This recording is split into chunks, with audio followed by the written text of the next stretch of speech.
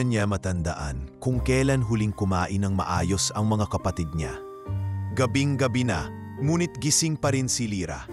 Sa maliit nilang barong-barong na gawa sa pinagtagpi-tagping yero at kawayan, maririnig ang mahinang pag-ungol ng kanyang bunsong kapatid na si JJ, 4 na taong gulang at tila tinatrangkaso na. Sa gilid ng kanyang papag, natutulog naman ang kanyang kapatid na si Nika, 7 taon pa lang, ngunit matanda na kung umintindi. Wala na talaga tayong bigas, ate? Tanong ni Nika kanina habang hinahalukay ang lumang rice container na halos puro alikabok na lang ang laman. Wala na, Nix. Bukas babawi tayo. Maghahanap si ate ng trabaho, ha? Sagot ni Lyra. Pilit nang umiti kahit ramdam niyang kumakalam na rin ang sikmura niya. 21 anyos si Lyra. Ulila na sila. Simula nang masunog ang bahay nila sa bayan. 2 taon na ang nakaraan. Nasawi sa sunog ang kanilang mga magulang. Simula noon, siya na ang tumayong ina at ama ng kanyang mga kapatid. Inabandona sila ng mga kamag-anak at mula noon sila na lang ang bumubuhay sa isa-isa. Isang lumang plastik na planggana ang ginagamit nilang palanggana at hugasan ng pinggan. Sa isang sulok ng barong-barong, may napasabit na tuyong damit at basang mga tela. Ginagamit niyang pamunas kapag may lagnat ang isa sa mga kapatid. Ilang hakbang mula sa kanilang bahay, nariyan ang ilog na may masangsang na amoy. Dito sila naliligo, naghuhugas, at minsan ay dito na rin siya nag-iigib ng tubig na kailangan pakuluan pa bago gamitin. Nang gabing iyon, sa tapat ng maliit na altar na may kandilang nanginginig ang apoy, ahimik na nagdasal si Lyra. Panginoon, kahit isang sakong bigas lang po, kahit isang araw lang po ng ginhawa, hindi po para sa akin, kundi para kina Nika at JJ. Pagkabigkas ng panalangin, napayuko siya. Tumulo ang luha sa kanyang maruming palad. Kinabukasan, maagap siyang bumaba ng bundok at tumungo sa bayan. Isang lumang tsinelas ang suot niya at bit-bit ang ilang pirasong lumang labada na sana'y may tumanggap. Ngunit makulimlim ang langit at sa palengke ay tila wala ring may kailangan ng labandera. Pasensya ka na, Lyra. Ani Aling Bebang, isa sa suki niya dati. Yung mga labada ko, pinahiram ko na sa pamangkin ko. Mahirap na, baka maulanan. Ninitian niya ang matanda at pilit na nagpakita ng lakas. Pero ang totoo, para siyang sasabog sa luha. Maghapon siyang naglakad, naghanap ng pwedeng mamasukan kahit sa isang araw lang.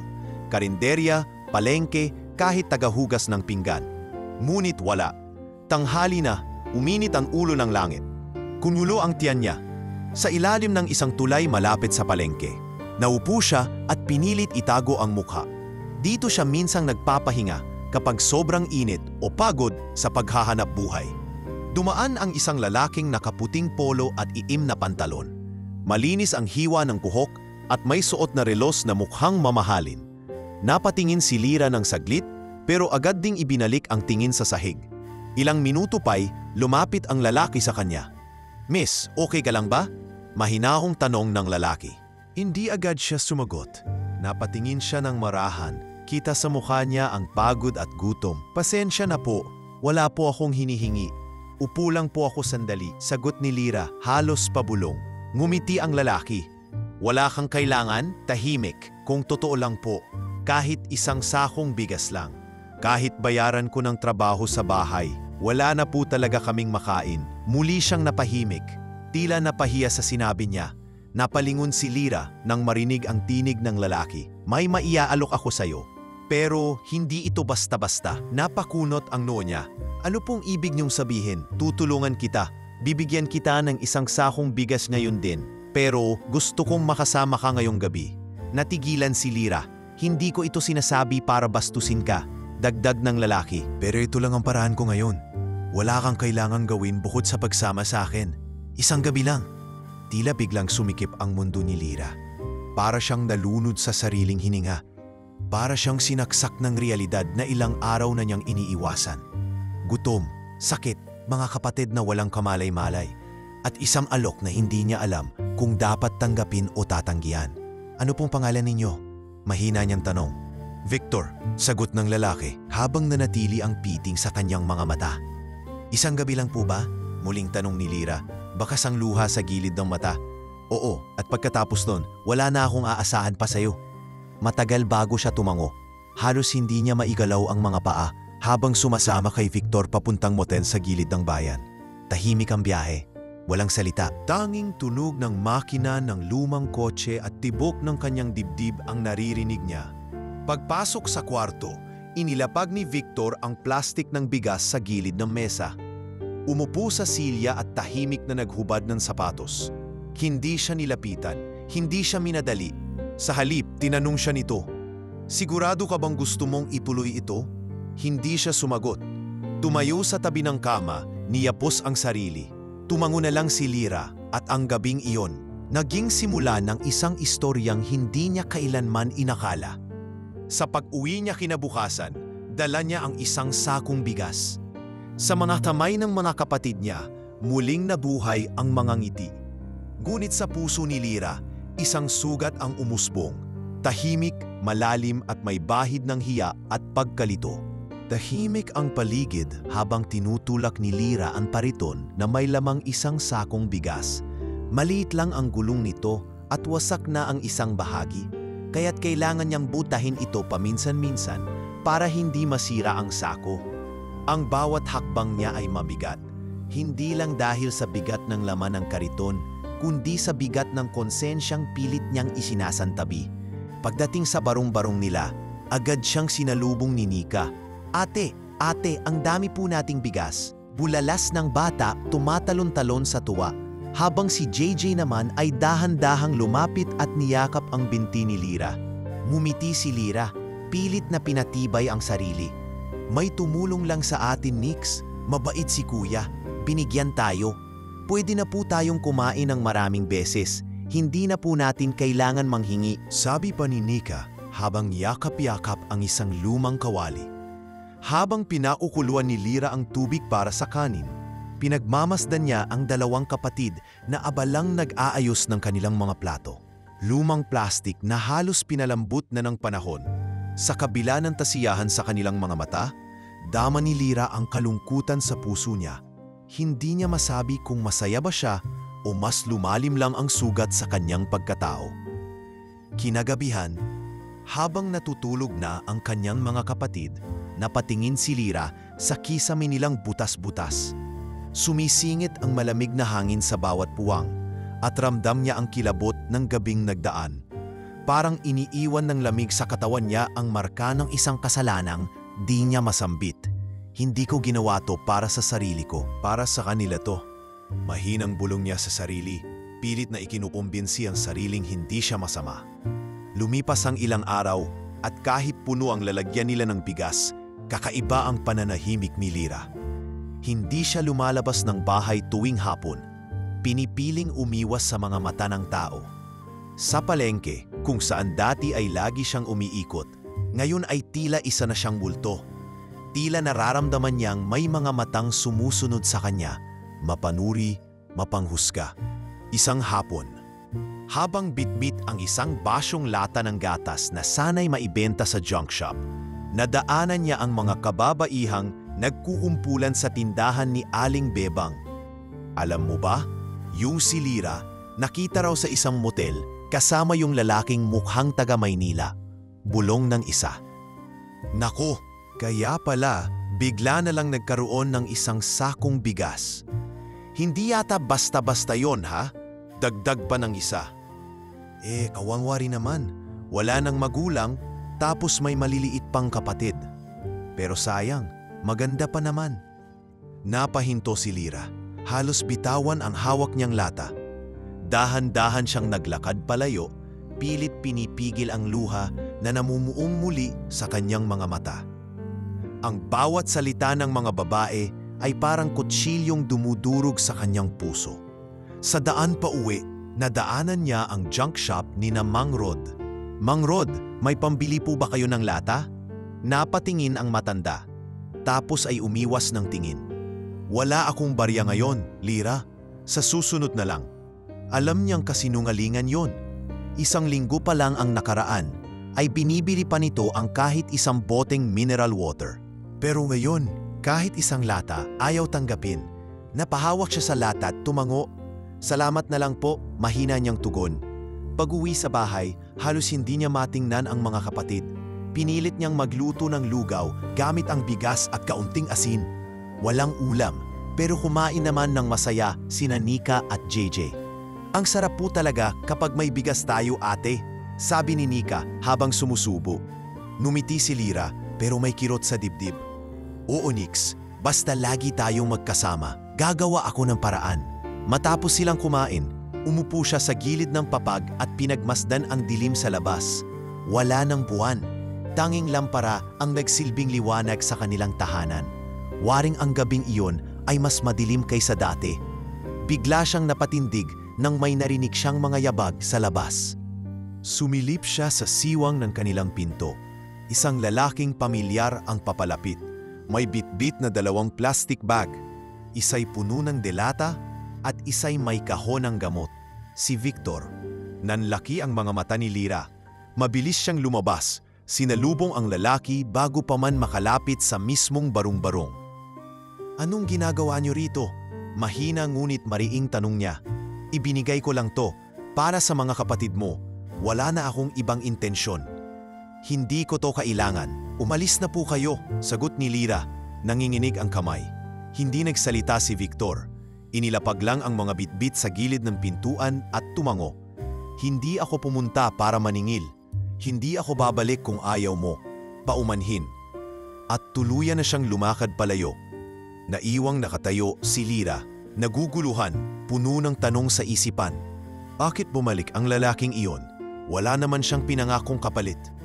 Bakit hindi siya gaya ng ibang lalaki na sasamantalahin ang pagkakataon? Lumapit siya sa dala ni Victor. Binuksan niya ang kahon. May paracetamol, gatas para sa bata at ilang bote ng cough syrup. Sa gitna ng kaguluhan sa kanyang puso, may bahabi sa kanya ang nabigla. Ang nagtanong, bakit siya pinili ng lalaking iyon?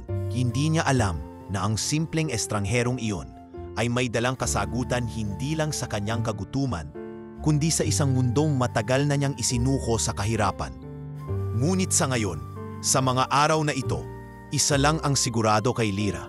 Hindi pa siya tapos humarap sa mga hamon at hindi pa siya handang umasa sa isang taong hindi niya kilala. Pero ang lalaking iyon, si Victor, ay tila may dahilan kung bakit siya bumalik. Hindi pa rin matahimik ang loob ni Lyra kahit ilang linggo na ang lumipas mula ng gabing iyon. Sa tuwing ipipikit niya ang kanyang mga mata, bumabalik ang imahe ni Victor. Yung marahang tingin, yung mahinahong boses, at higit sa lahat, ang gabing binayaran niya ang kanyang katawan kapalit ng isang sakong bigas. Kahit wala namang masamang nangyari, hindi siya sinaktan, hindi siya pinilit, ramdam niya ang bigat ng ginawa niya. Para siyang nilamon ng sarili niyang konsensya habang araw-araw niyang pinipilit ngumiti sa harap ng kanyang mga kapatid. Mukhang masarap ang luto mi ngayon, ate, sabik na sabi ni Nika habang hinahalo ang lugaw sa maliit na aluminum na kawali. Oo, Nix, may asin pa tayong natira kahapon, kaya malasa pa yan. Pilit na sagot ni Lyra. Ngunit habang pinagmamasdan ang 2 batang masayang kumakain, para bang kumikirot ang bawat kutsarang isubo nila. Dahil alam niyang mula sa isang desisyong hindi niya maipaliwanag, nagkaroon sila ng pansamantalang ginhawa. Pero may kabayaran, hindi lang sa katawan niya, kundi sa tiwala niya sa sarili, sa loob-loob niya. Paano ko ipapaliwanag to pag lumaki na sila? Paano ko sasabihin ginawa ko yon para sa kanila? Nagpatuloy ang kanyang pag-iwas sa mga tao.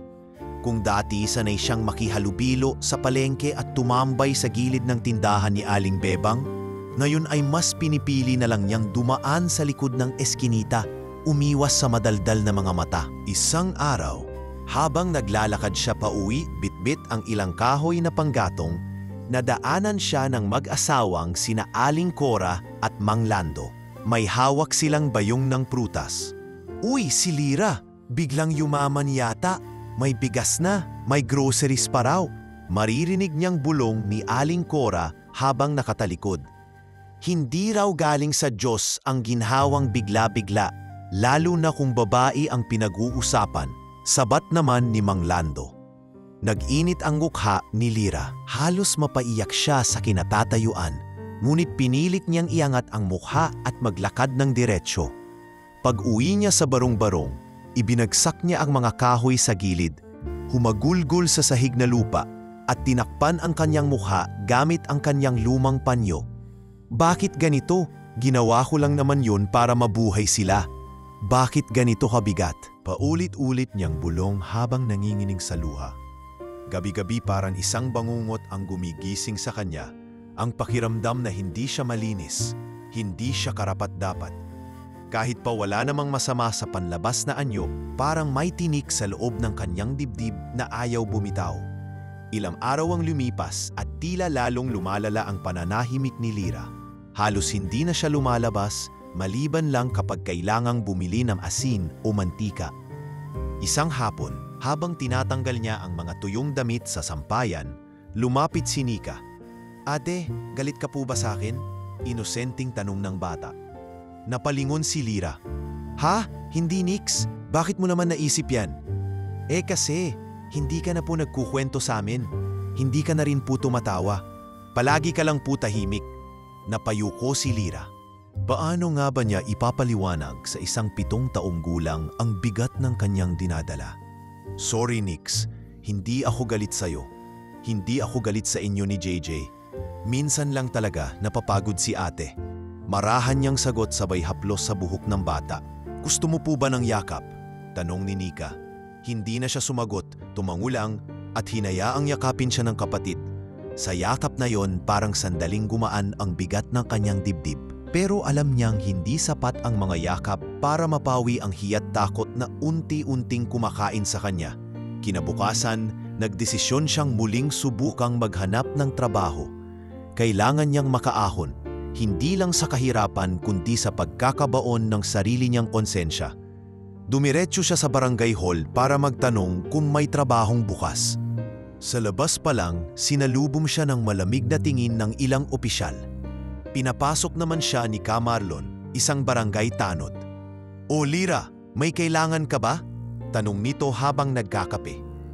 "Maghahanap lang po sana ako ng kahit anong trabaho, kahit tagalinis o tagapulot ng basura po," sagot ni Lyra. Alam mo Lyra, hindi ko na lang sana sasabihin to, pero baka makatulong kung alam mo na rin. Maraming nagsasabi na, yang mga bigla mong groceries at bigas, hindi raw galing sa marangal na paraan, mariing wika ni Ka Marlon. Parang binuhusan ng malamig na tubig si Lyra. "Wala po akong ninakaw. Hindi po ako masamang tao," nauutal niyang sagot. "Huwag kang magalit sa akin ha. Gusto lang kitang paalalahanan. Marami ang mapanuri. At kapag babae ka, mas madali kang husgahan." Sabay nguso sa mga kasamang opisyal sa loob. Umiling na lang si Lyra at tahimik na lumabas. Sa kanyang dibdib, nag-aalimpuyo ang isang damdaming hindi niya maipaliwanag. Hindi siya galit sa mga tao, kundi sa sarili. Dahil sa isang gabing iyon, nabago ang tingin ng mundo sa kanya. Hindi dahil sa totoo, kundi dahil sa tsismis. At iyon ang pinakamasakit na kahit isang beses lang niya ginawa, sapat na ito para burahin ng lipunan ang lahat ng kabutihang ginawa niya noon. Pagbalik sa bahay, dumiretso siya sa ilog. Umupo sa bato at pinagmasdan ang mabagal na agos ng tubig. Sa kanyang palad, iniukit niya gamit ang isang patpat ang salitang Lyra. Parang gusto niyang itanong sa agos ng ilog, "Sino ba ako ngayon? May karapatan pa ba akong maging malinis? Magsimula?" Habang lumalalim ang gabi, tinanong niya ang sarili, "Mabubura pa ba ang mantsyang ito kung ang mismong konsensya ko ay ayaw na akong patawarin?" Ngunit sa kabila ng lahat, sa katahimikan ng paligid, isang tinig ng bata ang biglang pumasok sa kanyang alaala. "Ate, gusto mo po ba ng yakap?" At sa munting alaalang iyon, napapikit siya, huminga ng malalim. Hindi pa tapos ang laban. Lumipas ang mga araw na tila walang pag-asa, pero hindi rin nawawala sa puso ni Lyra ang pilit na tinatagong pag-asa. Hindi man niya ito lantarang inaamin, may bahagi sa kanyang isipan na palaging nagbabantay. Baka bumalik ang estrangherong si Victor, Baka muli siyang makita sa palengke o dumaan sa eskinita. Kasabay ng pagdaan ng mga araw, unti-unti ring humupa ang pag-asa. Sa halip, pinalitan ito ng takot, hiya at mas malalim pang kalituhan. Isang hapon, habang inaayos niya ang pasang damit sa sampayan, napalingon siya sa putikang daan sa labas ng kanilang parumbarong. Sa pagitan ng mga puno at mga nakaparadang tricycle, may pamilyar na figurang dahan-dahang lumalapit. Maayos ang pananamit nito, may bitbit na isang bag at tila hindi nawala ang mahinahong lakad na hindi kailanman nagpapahiwatig ng yabang. Si Victor, biglang bumilis ang tibok ng puso ni Lyra. Para siyang nakuryente sa kinatatayuan at hindi niya malaman kung dapat siyang magtago, tumakbo o harapin ito. Pero bago pa siya makagalaw, napatigil na sa harap ng kanyang tahanan si Victor at muling binitbit ang isang bag na tila may laman na mabigat. Magandang hapon, wika ng lalaki, walang pag-aalinlangang tinapik ang dulo ng bag para ipakita ang laman. Kanin, delata, gatas, ilang sabon at alkohol at gamot na may reseta pa. Hindi ko to kailangan, agad na sagot ni Lyra na ngayon ay tumindig na mula sa pagkakaupo at lumapit sa may pintuan. Hindi ako nandito para humingi ng kapalit, sagot ni Victor. Mariin pero hindi bastos. Pero ginulo niyo na ako. Hindi lang ako kundi pati ang buhay ko. Ang tingin ng mga tao sa akin, parang basura na. Pati sarili ko, hindi ko na makilala. Tahimik si Victor. Inilapag niya ang bag sa gilid ng pinto at tumingin sa kanya. Patawarin mo ako kung naging dahilan ako ng pagkalito mo. Pero pinili ko lang ding tumulong. Wala akong hangad na ibalik ka sa mundong ayaw mo nang balikan. Bakit ka bumalik? Mariing tanong ni Lyra. Hindi ko rin alam. Siguro kasi may nakita akong hindi ko matanggal sa isip ko. Natigilan si Lyra. Ayaw niyang makinig pero hindi rin siya makagalaw. Pilit niyang inilalaban ang galit at hiya sa loob niya. Pero sa harap ng lalaking ito, wala siyang mailabas kundi kaba at kahinaan. Umalis ka na lang, hindi ko kailangan ng awa. Hindi ito awa at hindi rin kita ginugulo. Kung ayaw mong tanggapin to, okay lang. Pero sana dumating ang araw na mapatawad mo ang sarili mo. Hindi mo kailangang magpakabait para maging karapat-dapat. Karapat-dapat ka dahil pinipilit mong mabuhay kahit mahirap. Pagkasabi nito, umikot si Victor at dahan-dahang lumakad palayo. Nanatiling nakatayo si Lyra sa may pintuan. Sa kanyang harapan, ang bag na puno ng tulong. Sa kanyang isipan, isang tinig na tila mas malakas pa sa bulong ng hangin. Karapat-dapat ka. Kinagabihan, hindi niya alam kung dapat ba niyang itapon ang mga dala ni Victor o gamitin ang mga ito. Ngunit nang marinig niyang umubo ng malakas si JJ, agad siyang lumapit. Pinakiramdaman ang noo nito. Mainit siya, wika ni Nika habang kinukusot ang mata. Wala nang tanong-tanong. Binuksan ni Lyra ang bag at kinuha ang paracetamol at thermometer. May kasamang reseta at maliit na sulat. Dosage para kay JJ ayon sa timbang ng bata. Napaupo si Lyra habang hawak ang gamot. Hindi ito awa, mahinang bulong niya sa sarili. Ito'y pag-aalaga at hindi ko na ito matatakasan. Kinabukasan, lumipas ang gabi ng kaunting katahimikan. Mas bumuti ang pakiramdam ni JJ at nakatulog itong maayos. Si Nika ay masayang-masayang nagsusulat sa isang lumang notebook. Ate, ilalagay ko po dito ang mga araw na masaya tayo. Para po pag nalulungkot ako, babasahin ko. Masiglang sambit ng bata. Mumiti si Lyra at sa unang pagkakataon sa loob ng ilang linggo, ang ngiting yon ay totoo. Hindi sa pilitan pinilit, hindi pilit na itinago ang sakit. Totoo, ngunit hindi ibig sabihin ay tapos na ang lahat. Habang pauwi galing sa ibiban ng tubig, nakita niyang huli ang dalawang matatandang babae na madalas nagkukwentuhan sa labas ng tindahan ni Aling Bebang. Nang madaanan siya, tila ba sinadya ng isa na magsalita ng malakas. Kahit ano pang tulong ang tanggapin mo, hindi pa rin mabubura ang ginawa mo. Hindi na siya sumagot, hindi siya tumigil. Pero habang lumalayo, lumalakas ang tibok ng puso niya. Hindi na siya gaya ng dati na agad nadudurog. Ngayon, may bahagi sa kanyang matibay, sapagkat sa likod ng bawat tsismis may isang taong kusa pa ring tumulong kahit siya ay winasak ng mundo. Nang gabing yun, habang pinupunasan niya ang noo ni JJ, napatingin siya sa bag na iniwan ni Victor at para bang may tinig siyang narinig sa kanyang puso. Hindi ka ginamit, tinuluyan ka, at sa unang pagkakataon mula noong gabing iyon, pinilit niyang isara ang mata at matulog, hindi para tumakas sa alaala ng nakaraan, kundi para simulan ng miling maniwala na baka sa likod ng isang estranghero may kasagutan sa panalangin dati na niyang isinuko. Magaan sana ang umaga para kay Lyra.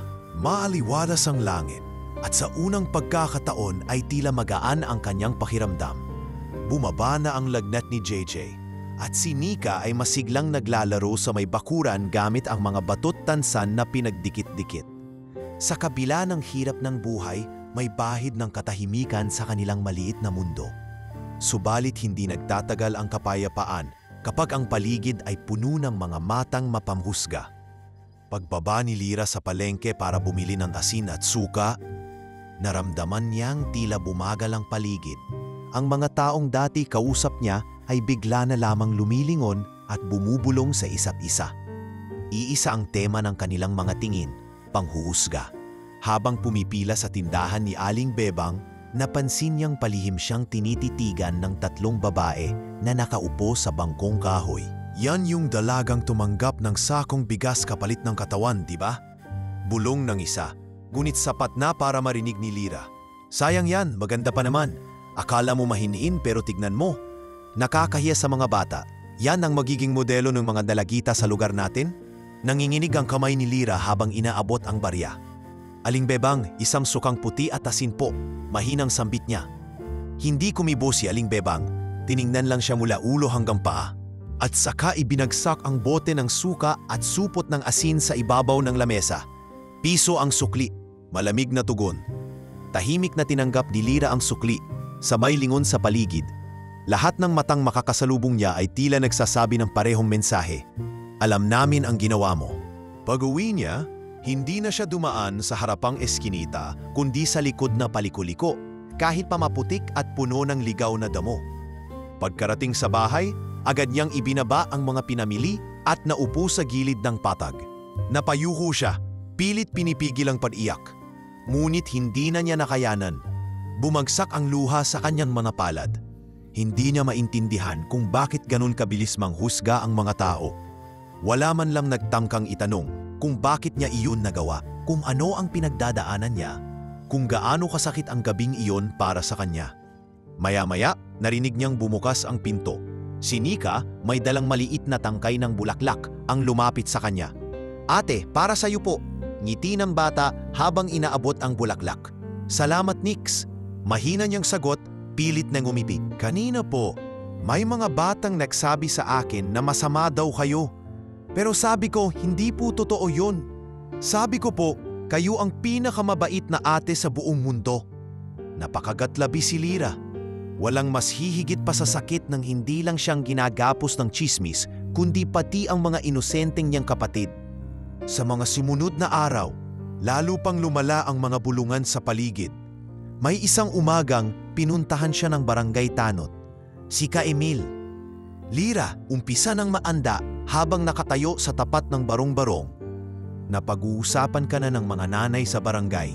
May reklamo na raw tungkol sa di magandang impluensya. Anong ibig niyong sabihin, Ka Emil? Tanong ni Lyra, halatang kinabahan. Alam mo na siguro yan. Yung mga pinanggalingan ng bigas, grocery, mga gamot. Maraming nagdududa kung anong pinagmulan. At sa lugar na to, mabilis kumalat ang duda. Nakikiusap lang po ako. Hindi ko na po kailangang ipaliwanag lahat. Pero wala po akong ginawang masama sa ibang tao. Nagdesisyon lang po ako dahil wala na akong ibang mapagpipilian. Para po sa mga kapatid ko. Mariing tugon ni Lyra. Nangingilid ang luha. Alam ko anak, naiintindihan ko naman. Pero sana, iwasan mo muna ang pakikisalamuha. Baka mas mapalala pa. Hindi lahat ng tao marunong umintindi. Napayuko si Lyra. Walang salita ang lumabas sa kanyang bibig. Sa sumunod na mga linggo, halos hindi na siya lumalabas. Kinakapos na rin ang bigas at groceries na iniwan ni Victor.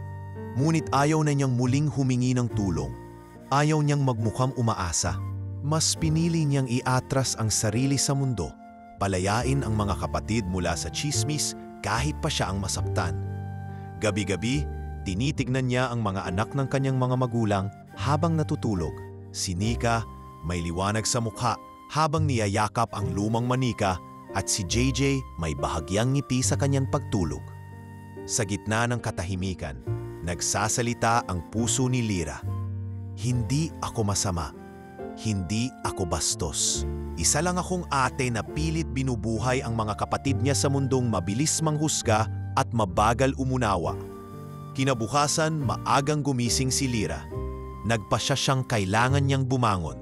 Hindi siya maaaring magtagong habang buhay. Hindi siya pwedeng mabulok sa isang imaheng isinabit ng mga tsismosa. Nagpunta siya sa karinderya sa may dulo ng palengke kung saan dati siya nag-a-apply tuwing may bakanting pwesto. Paglapit niya, sinalubong siya ni Ate Linda, ang matandang may-ari ng karinderya na kilala sa pagiging tahimik at masipag. "O Lyra, napadaan ka?" tanong ni Ate Linda habang nagbubuhos ng sabaw sa kaserola. "Ate, kung may pwede po akong pagtrabahuan, kahit tagahugas lang po ng pinggan, kahit libre muna, kahit trial, hindi ko po kailangan ng malaki. Kailangan ko lang po ng bagong simula." Buong kababang loob na sabi ni Lyra. Tahimik si Ate Linda. Pinagmasdan siya mula ulo hanggang paa. Hindi nagtanong ng tsismis, hindi nagbanggit ng nakaraan. "Bukas ng 6:00, hugas ka ng kaldero." "Pwede mo nang simulan," sagot ni Ate Linda sabay abot ng isang aprong may pangalan ng karinderya. Napaluha si Lyra. Hindi dahil sa awa, kundi dahil sa wakas, may isang tao na hindi siya hinusgahan. At doon niya muling naramdaman, kahit sa mapanghusgang lipunan, may mga iilang kakampi. Sapat na yon para simulan muli ang pagbangon. Hindi naging madali ang unang araw ni Lyra sa karinderya ni Ate Linda. 5:00 pa lang ng umaga, gising na siya. Maaga niyang hinanda ang almusal ni Nika at JJ. Lugaw at piniritong tuyo na natira pa kahapon. Sa simpleng pagkain na iyon, masaya na ang mga bata. Bago siya umalis, humalik siya sa noo ng dalawa at muling pinangako sa sarili na gagawin niya ang lahat para mapanatili ang ngiti sa mga batang iyon. Pagdating niya sa karinderya, amoy na agad ang mantikang pinagprituhan ng daing, halo ng ginisang bawang at uling mula sa lumang kalan. Dinatnan niya si Ate Linda na abalang nagluluto habang pinapahira ng basang trapo ang lumang lamesa si Jenny, isang high school student na part-timer rin doon. "O Lyra, mabuti at maaga ka," bati ni Ate Linda habang hindi inaalis ang tingin sa niluluto. Ngumiti si Lyra. "Ate, salamat po ulit sa pagkakataon." Inabot sa kanya ni Jenny ang apron at ipinakita kung saan nakatambak ang mga hugasan. Halos tambak ang mga ito, mga pinaglutuan ng kanin, mga kaserolang may sunog pa sa ilalim at ilang bandehadong amoy bulok na. Hindi siya nagreklamo. Sinimulan niya ang trabaho nang walang reklamo. Piniga ang kanyang trapo at sinabon ang bawat sulok ng palanggana. Habang abala siya sa pag-uurong, rinig niya ang ingay sa labas. Maraming bumibili, karamihan ay tricycle driver, tindera at construction worker. Isang grupo ng 3 babaeng dati niyang kakilala ang dumaan at nang makita siya, saglit na nagtawanan. "Uy, ayan si Lyra.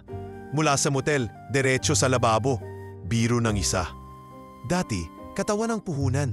Ngayon, braso na. Sabat pa ng isa. "Baka magka-discount tayo sa kanin. Baka may libre pa." Dagdag ng isa, sabay tawa ng malakas. Narinig lahat yon ni Lyra.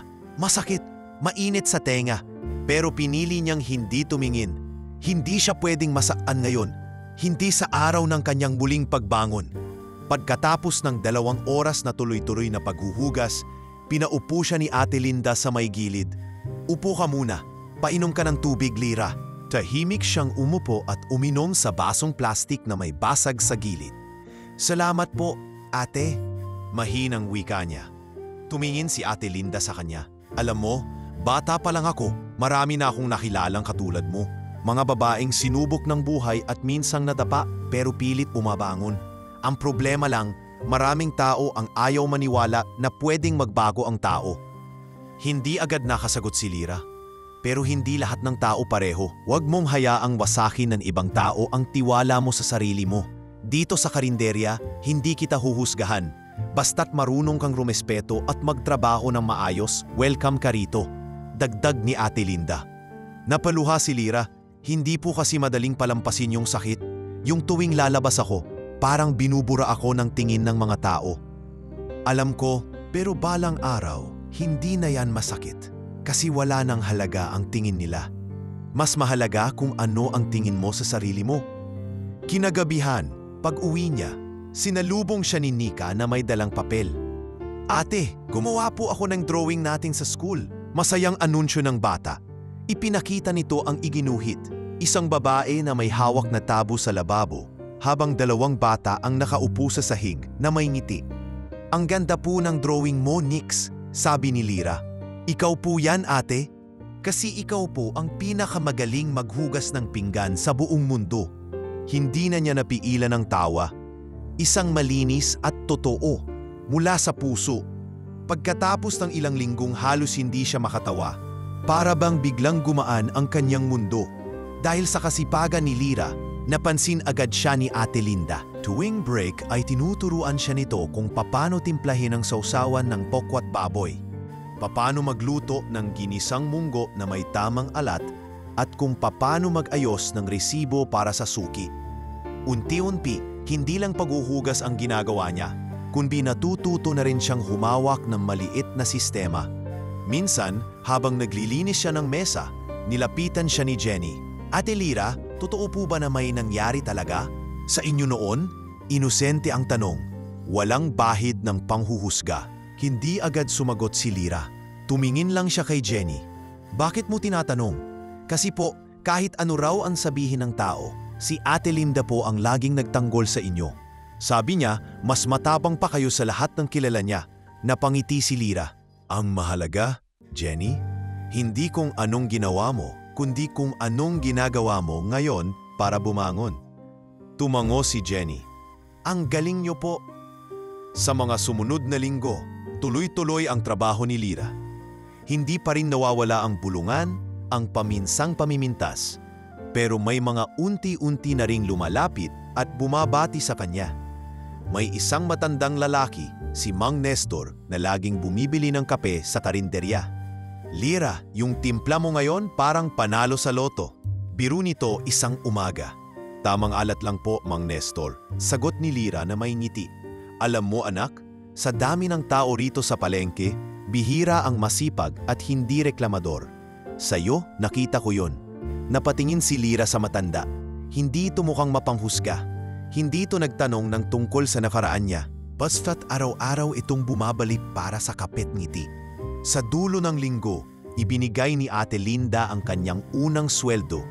300 piso para sa 5 araw. Hindi ito malaki, pero para kay Lyra, para itong kayamanang naipon sa dugo at luha. Sa perang iyon, bumili siya ng gatas kay JJ, notebook kay Nika at kaunting tinapay para sa sarili. Isang simpleng hapunan ng nilagang itlog at mainit na sabaw ang kanilang pagsaluhan ng gabing iyon. At bago sila matulog, muling hinaplos ni Lyra ang buhok ng kanyang kapatid. Ate, masaya po ako na may trabaho ka na, wika ni Nika. Ngumiti si Lyra. Masaya rin ako, Nix, kasi kahit gaano kahirap, kaya nating tumayo ulit. Sa mga panahong iyon, alam niyang hindi pa tapos ang laban. Marami pang darating na sakit, tsismis at panghuhusga. Pero may isang bagay na napatunayan na niya sa sarili. Ang kahihiyan ay hindi nagtatagal, pero ang tapang ng isang pusong may paninindigan, yon ang tunay na simula ng pagbabangon. Halos 2 buwan na rin mula nang magsimulang magtrabaho si Lyra sa karinderya. Unti-unti na ring humuhupa ang mga tsismis. At bagamat may iilang patuloy pa rin ang pamimintas, mas marami na ngayon ang nakikita ang kasipagan at kababaang loob niya. Sa mga suki ng karinderya, kilala na siya bilang yung batang masipag na hindi marunong tumanggi sa trabaho. Isang Sabado ng hapon, kasalukuyang nililinis ni Lira ang lababo nang biglang tinawag siya ni Ate Linda. "Lira, magpalit ka muna ng damit. Halika dito sa harap. May ilang bisita tayong kakain. Gusto ko ikaw ang mag-serve sa kanila." Agad na kinabahan si Lira. Hindi siya sanay magsilbi sa mismong harap ng mga tao, lalo't madalas siyang nagkukubli sa likod ng mga pinggan. Pero dahil tiwala si Ate Linda, hindi na siya tumanggi. Paglabas niya, kaagad siyang napatigil sa hakbang. Sa mesa sa gulong bahagi ng karinderya, naroon si Victor. Maayos pa rin ang porma nito. Naka-dark blue na polo, simpleng slacks at isang relo na mamahalin. Ngunit may dalawa itong kasama. Isang matandang lalaki na mukhang may edad na at may tindig ng isang kagalang-galang, at isang batang lalaki na tinatayang nasa 9 na taong gulang. Hindi agad siya napansin ni Victor, kaya't mabilis niyang inilapit ang menu at tubig na walang imik. Ngunit bago pa siya makaalis, napatingin sa kanya ang bata. "Kuya Victor, siya yung ate sa kwento mo, di ba?" Napalingon si Victor. Nagtagpo ang kanilang mamamata. Lira, marahan niyang sambit na para bang hindi niya inaasahang magkikita silang muli sa ganong pagkakataon. Muntik nang mabitawan ni Lira ang tray. Agad siyang tumalikod at umalis papunta sa kusina. Mabilis na huminga sa likod ng kurtinang nagsisilbing pader ng karinderya. Nanginginig ang kamay niya habang pilit na pinapakalma ang sarili. Bumuntong hininga siya. Bakit siya nandito? At sino yung mga kasama niya? "Lira," tawag ni Ate Linda na sumilip sa loob. "Ayos ka lang ba?" "Oo po. Pasensya na po. Bigla lang pong sumakit ang dibdib ko. Sandali lang po," sagot niya. Ngumiti si Ate Linda. "Alam kong kilala mo yung bisita natin, pero huwag kang matakot. Kung may hindi ka nais-nais sa kanya, sabihin mo sa akin." Umiling si Lira. "Hindi po siya masama. Natulala lang po ako." Nagpahinga siya saglit bago muling lumabas. Hindi na niya hinayaang siya ang mag-serve sa mesa ni na Victor. Sa halip, si Jenny ang pumalit, habang si Lira ay bumalik sa paghuhugas ng mga pinggan. Subalit kahit nasa likod siya ng mga kaldero, rinig pa rin niya ang tawanan sa labas. Minsan ay naririnig niya ang boses ng bata. Minsan naman ang matanda, na tila lumuluwag ang dibdib habang nagkukwento. Pagkaalis ng mga bisita, tahimik ang lahat. Abala si Ate Linda sa paglaligpit nang biglang may iniabot sa kanya si Jenny. "Ate, may iniwan po sa'yo yung lalaking bisita. Sabi ibigay ko raw pagtapos na sila kumain." Kinuha ni Lira ang sobre. Walang pangalan sa labas. Nang buksan niya ito, naroon ang isang pirasong papel na may sulat kamay. "Kung handa ka na, gusto kitang ayain sa isang bagong simula. Hindi bilang utang na loob, kundi dahil naniniwala akong kaya mo pa ang mas higit. Nasa kabilang papel ang address ng opisina ko. Wala kang obligasyon, pero sana kahit minsan subukan mo. Victor." Napatitig siya sa sulat. Tahimik siyang naupo sa gilid ng kahoy na bangko at tinitigan ang address sa papel. Isang opisina sa Maynila. May kasamang contact number at pangalan ng foundation. Gabi na nang makauwi si Lira. Tahimik ang biyahe pauwi at mas tahimik ang hapunan nila. Ngunit hindi maikukubling may gumugulo sa kanyang isipan. Habang natutulog ang kanyang mga kapatid, tahimik siyang humugot ng maliit na kahon mula sa ilalim ng papag. Dito niya inilalagay ang mga bagay na ayaw niyang ipakita sa iba. Doon niya isinilid ang sulat ni Victor. Kinabukasan, habang abala sa karinderya, nilapitan siyang muli ni Ate Linda. "Alam mo, Lira, matagal na kaming nagkakilala ni Victor. Kaibigan siya ng anak kong OFW. Isa siya sa mga direktor ng isang foundation para sa kabataang may potensyal." Napatingin si Lira. "Kilala niyo po siya?" Tumango si Ate Linda. "Hindi ko lang sinabi agad kasi gusto kong makita kung papaano ka kikilos ng walang pressure. Pero nakita ko na, ibang klase ang determinasyon mo." Tahimik lang si Lira. Hindi niya alam kung matutuwa ba siya o mas lalo siyang matatakot. "Kaya kung ako sa'yo, huwag mong ituring na limos yan. Ituring mong pagkakataon. Hindi lahat binibigyan ng ganong pintuan," sabi pa ni Ate Linda. Muling natahimik si Lyra. Hindi siya agad nakapagsalita. Ngunit sa puso niya, may bahagyang liwanag na sumisilip. Kinagabihan, habang naglalabas sa ilalim ng gasera, tinanong siya ni Nika, "Ate, gusto mo po bang mag-aral ulit?" Napatingin siya sa kapatid. "Bakit mo natanong?" "Kasi po, sabi ni ma'am sa school, kahit daw matanda na, pwedeng mag-aral ulit. Sabi ko po sa kanya, balang araw, ikaw po ang magiging teacher ko." Napangiti si Lyra. Niyakap niya si Nika ng mahigpit. Sa mga simpleng salita ng kanyang kapatid, tila tumimo ang katotohanan na hindi lang para sa sarili niya ang bawat desisyon, kundi para rin sa mga batang umaasa sa kanya. At sa sumunod na gabi, habang tulog ang lahat, muling binuksan ni Lyra ang kahon. Kinuha niya ang sulat at sa pagkakataong ito, hindi niya na ito ibinalik.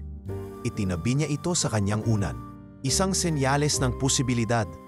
Isang paanyayang kahit hindi sigurado ang bukas ay may pag-asang mas matino kaysa sa kahapon.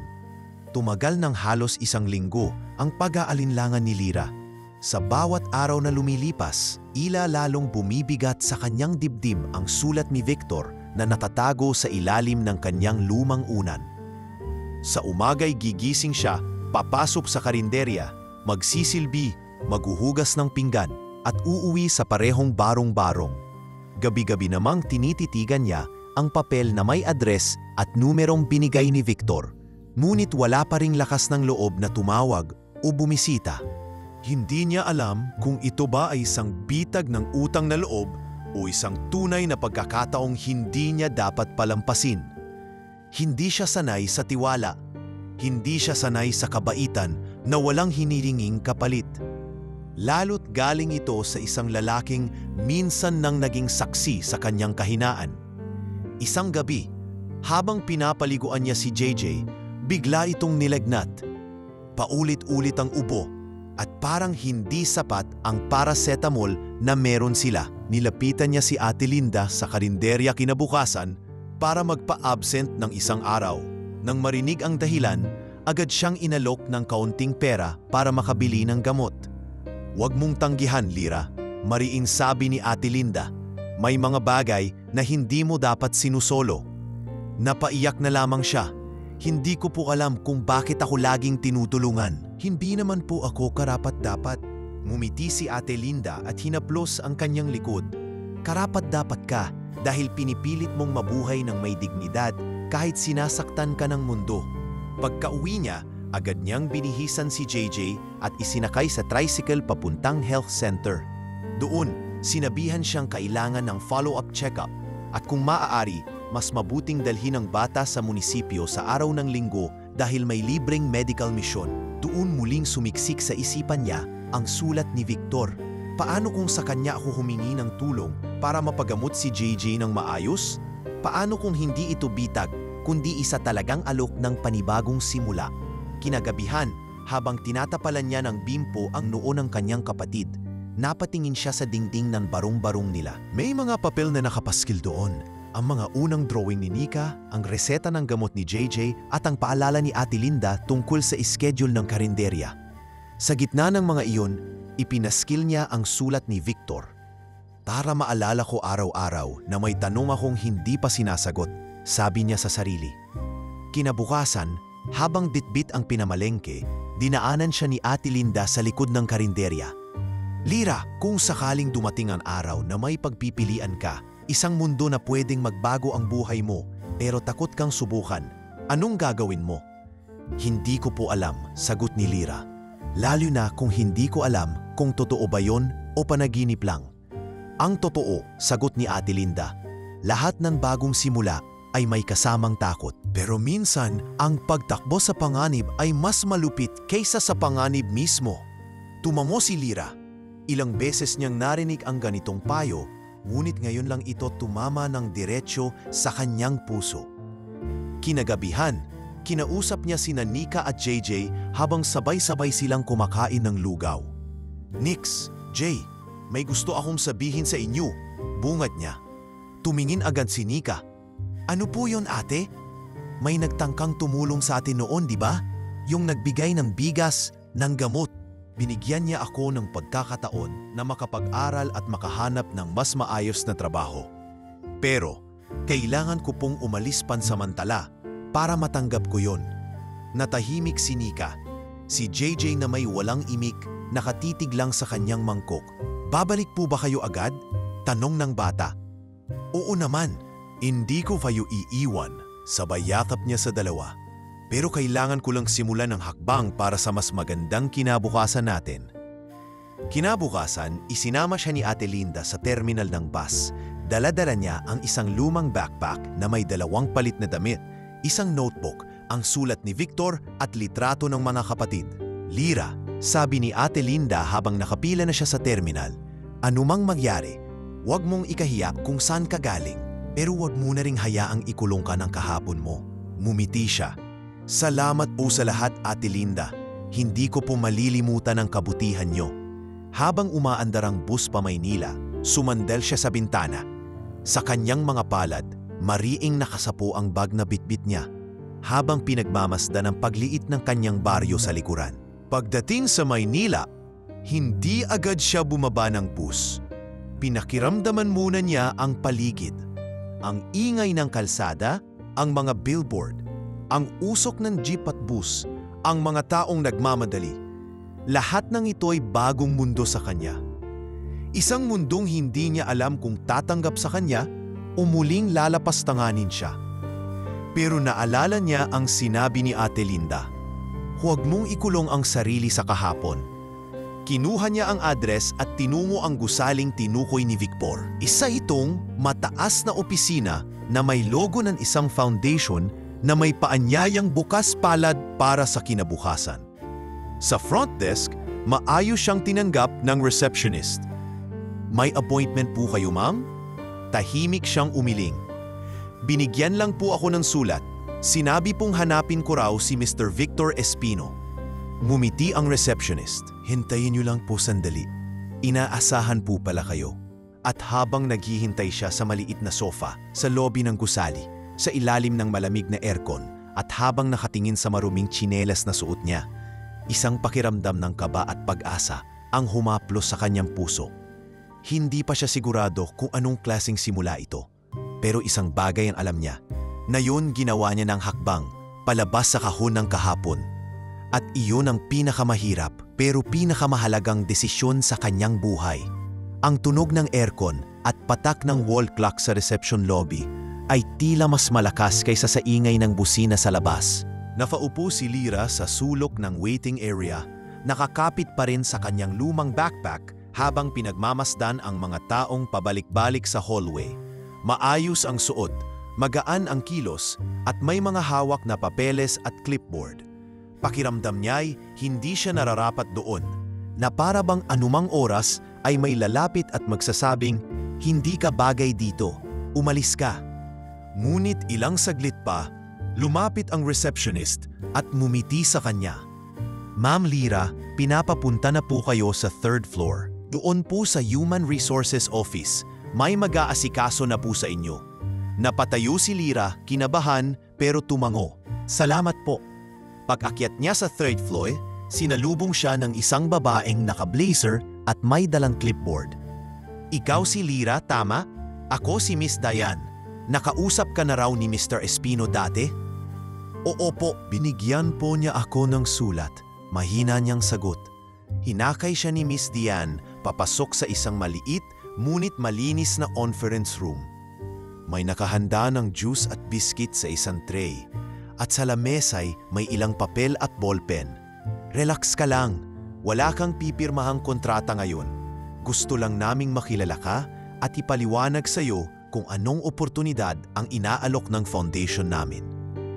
Napatango si Lira at dahan-dahang naupo. Ipinaliwanag ni Miss Diane na ang foundation ay may programang tinatawag na Gabayan Scholar Project. Isang proyekto para sa mga kabataang nasa kritikal na kalagayan ng buhay at gustong mag-aral habang may kasamang part-time na trabaho sa loob ng opisina. Libre ang tuition, board and lodging at may buwan ng allowance para sa mga kapatid o dependent ng scholar. Hindi ito charity, Lira. Seryosong pahayag ni Miss Diane. Ito ay investment sa mga taong may kakayahan at may pusong magsikap. At ayon kay Mr. Espino, isa ka roon. Hindi ko po alam kung karapat-dapat po ako, mahinang sagot ni Lira. Tingnan mo sa salamin, wala kang dalang credentials, diploma o karangyaan. Pero nandito ka, alam mo ba kung gaano nga bihira sa panahon ngayon ang may ganyang lakas ng loob? Napayuko si Lira. Muling sumingit sa kanyang isip ang mukha ni Nika at JJ, ang lumang karinderya, ang tsismis ng mga tao. Lahat ng yon ay parang bigat na bumabalot sa kanyang likod. Ngunit na yon, tila binibigyan siya ng pagkakataong ibagsak ang lahat ng iyon kahit saglit lang. Kung papayag ka, pagpapatuloy ni Miss Diane, pwede kang tumira sa dormitory namin simula bukas. Magsisimula ka bilang part-time assistant sa admin department habang ini-evaluate pa ang school placement mo. May kaunting orientation mamaya, tapos mamaya pwede kang magpahinga sa dorm. Hindi makapaniwala si Lira. Lahat ng mga bagay na ito, dormitoryo, trabaho sa opisina, pag-aaral, parang bahagi ng kwento ng ibang tao. Hindi niya inakalang isang gabi ng kahihiyan at isang sahong bigas ang magiging daan sa ganitong klasing pag-asa. Makalipas ang ilang oras, ipinakita sa kanya ang dormitoryo. Isang maaliwalas na silid na may 2 kama, isang cabinet, electric fan at sariling palikuran. Maliit ngunit malinis at maayos. Wala pa ang magiging roommate niya, kaya't sinabihan siyang siya muna ang unang makikitira. Naupo si Lira sa kama, dahan-dahang hinubad ang kanyang tsinelas at tiningnan ang makinis na sahig. Sa unang pagkakataon, nakahiga siya sa kama na may kutson, hindi banig, hindi kahoy, kundi malambot, may unan at may puting kumot. Napaluha siya, hindi dahil sa lungkot, kundi dahil sa ginhawang matagal na niyang inakalay imposible. Kinagabihan, habang nasa orientation, ipinakilala siya sa iba pang scholars, kabilang ang isang dating kargador sa pier, isang single mom at isang dating batang kalye. Lahat sila may kanya-kanyang kwento ng sakit, kahirapan at kabiguan. Pero lahat din sila may iisang dahilan kung bakit sila naroon. Dahil sa panibagong simula, hindi natin kasalanan kung saan tayo ipinanganak, pahayag ng program officer. Pero tayo ang may katayahang pumili kung saan tayo patutungo. Pagkatapos ng oryentasyon, bumalik si Lira sa kanyang kwarto. Binuksan niya ang bag at inilabas ang isang piraso ng larawan. Ang larawang kuha sa tabing ilog kasama sina Nika at JJ na nakaupo sa isang lumang gulong habang siya ay may hawak na plastik na lalagyan ng tubig. Ipinatong niya ito sa tokador at saka naupo sa gilid ng kama. "Ate, kaya mo to," bulong niya sa sarili. Kinabukasan, nagsimula siya sa trabaho bilang admin assistant. Hindi madali. Marami siyang hindi alam paggamit ng photocopier, pagtanggap ng tawag sa telepono, pag-aayos ng dokumento. Ngunit sa bawat pagkakamali, may nagtuturo. Hindi siya pinapahiya, kundi inaakay. 1 linggo ang lumipas at nagbuma na agad ang kanyang sipag. Tinawag siya ng kanilang supervisor. "Lira, maayos ang trabaho mo. May natural kang pakikitungo sa mga tao at mabilis kang matuto. Sa susunod na buwan, isasama ka namin sa community outreach ng foundation." Nagulat si Lira. "Apo po?" "Oo, isa ka ng halimbawa ng pagbangon at gusto naming makita yan ng ibang nangangailangan ng pag-asa." Sa gabing iyon, muling tumawag si Lira kay Ate Linda mula sa payphone ng dormitoryo. "Ate, nakatayo na po ako. Hindi pa buo, pero nakatayo na." Sa kabilang linya, tahimik si Ate Linda. Hanggang sa marinig niya ang tinig nitong nanginginig. "Sabi ko na sa'yo anak, sabi ko na sa'yo, may magandang mangyayari sa'yo. Kasi hindi sinusukuan ng langit ang taong marunong lumaban." At sa dulo ng usapan nila, narinig niya ang boses ni Nika at JJ na sumisigaw sa background. "Ate Lira, ang galing mo po, miss ka na namin." Napangiti siya. Sa kwartong iyon, sa bagong buhay na di pa lubos niyang nauunawaan, alam niyang iyon ang simula ng pagbawi sa lahat ng nawala, pati sa sarili niyang dangal. At habang pinagmamasdan niya ang larawang iyon sa tokador, alam niyang hindi na siya babalik sa kung anong nakaraan. Dahil sa wakas, ang dating babae na binansagang ibinenta ang sarili ay isa ng taong muling nahanap ang kanyang halaga. Mabilis na lumipas ang mga linggo sa bagong mundong ginagalawan ni Lyra. Sa umaga, nagigising siya sa tunog ng alarm clock ng kanyang roommate.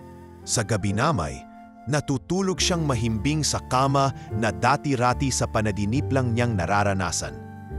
Nag-aaral siya ng Basic Office Administration sa training center ng foundation, habang patuloy na nagtatrabaho bilang assistant sa admin department ng opisina.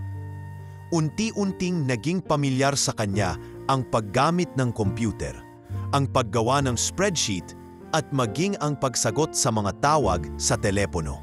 Ngunit kahit tila maayos na ang lahat, unti-unting sumisilip ang panibagong anyo ng pagsubok. Hindi na ito gutom o kahirapan, kundi inggit, pagdududa at intriga mula sa loob ng opisina mismo. Isang umaga, habang nag-aayos ng mga resibo at dokumento, lumapit sa kanya si Sheila, isa sa mga senior staff sa admin. "Uy, Lyra," malamig ang tono ng boses ni Sheila. "Hindi mo na kailangang magpakasipag masyado. Baka isipin ng iba, gusto mong agawan ng posisyon ang mga nauna sa'yo." Napatingin si Lyra, bahagyang nagulat. "Hindi po, ginagawa ko lang po yung iniatas sa akin." Ngumiti si Sheila, ngunit halatang mapakla. Ganyan din ang sagot ng lahat noong una, hanggang sa unti-unting nakakalimutang may mga tao palang nauna sa kanila. Hindi sumagot si Lyra, ibinaba na lang niya ang tingin at nagpatuloy sa kanyang ginagawa. Ngunit sa loob-loob niya, ramdam niya ang tensyon. Hindi niya intensyong makipagkumpetensya. Wala siyang ambisyon sa ranggo. Gusto lang niyang matuto, magtrabaho ng maayos at makabawi sa mga taong nagtiwala sa kanya.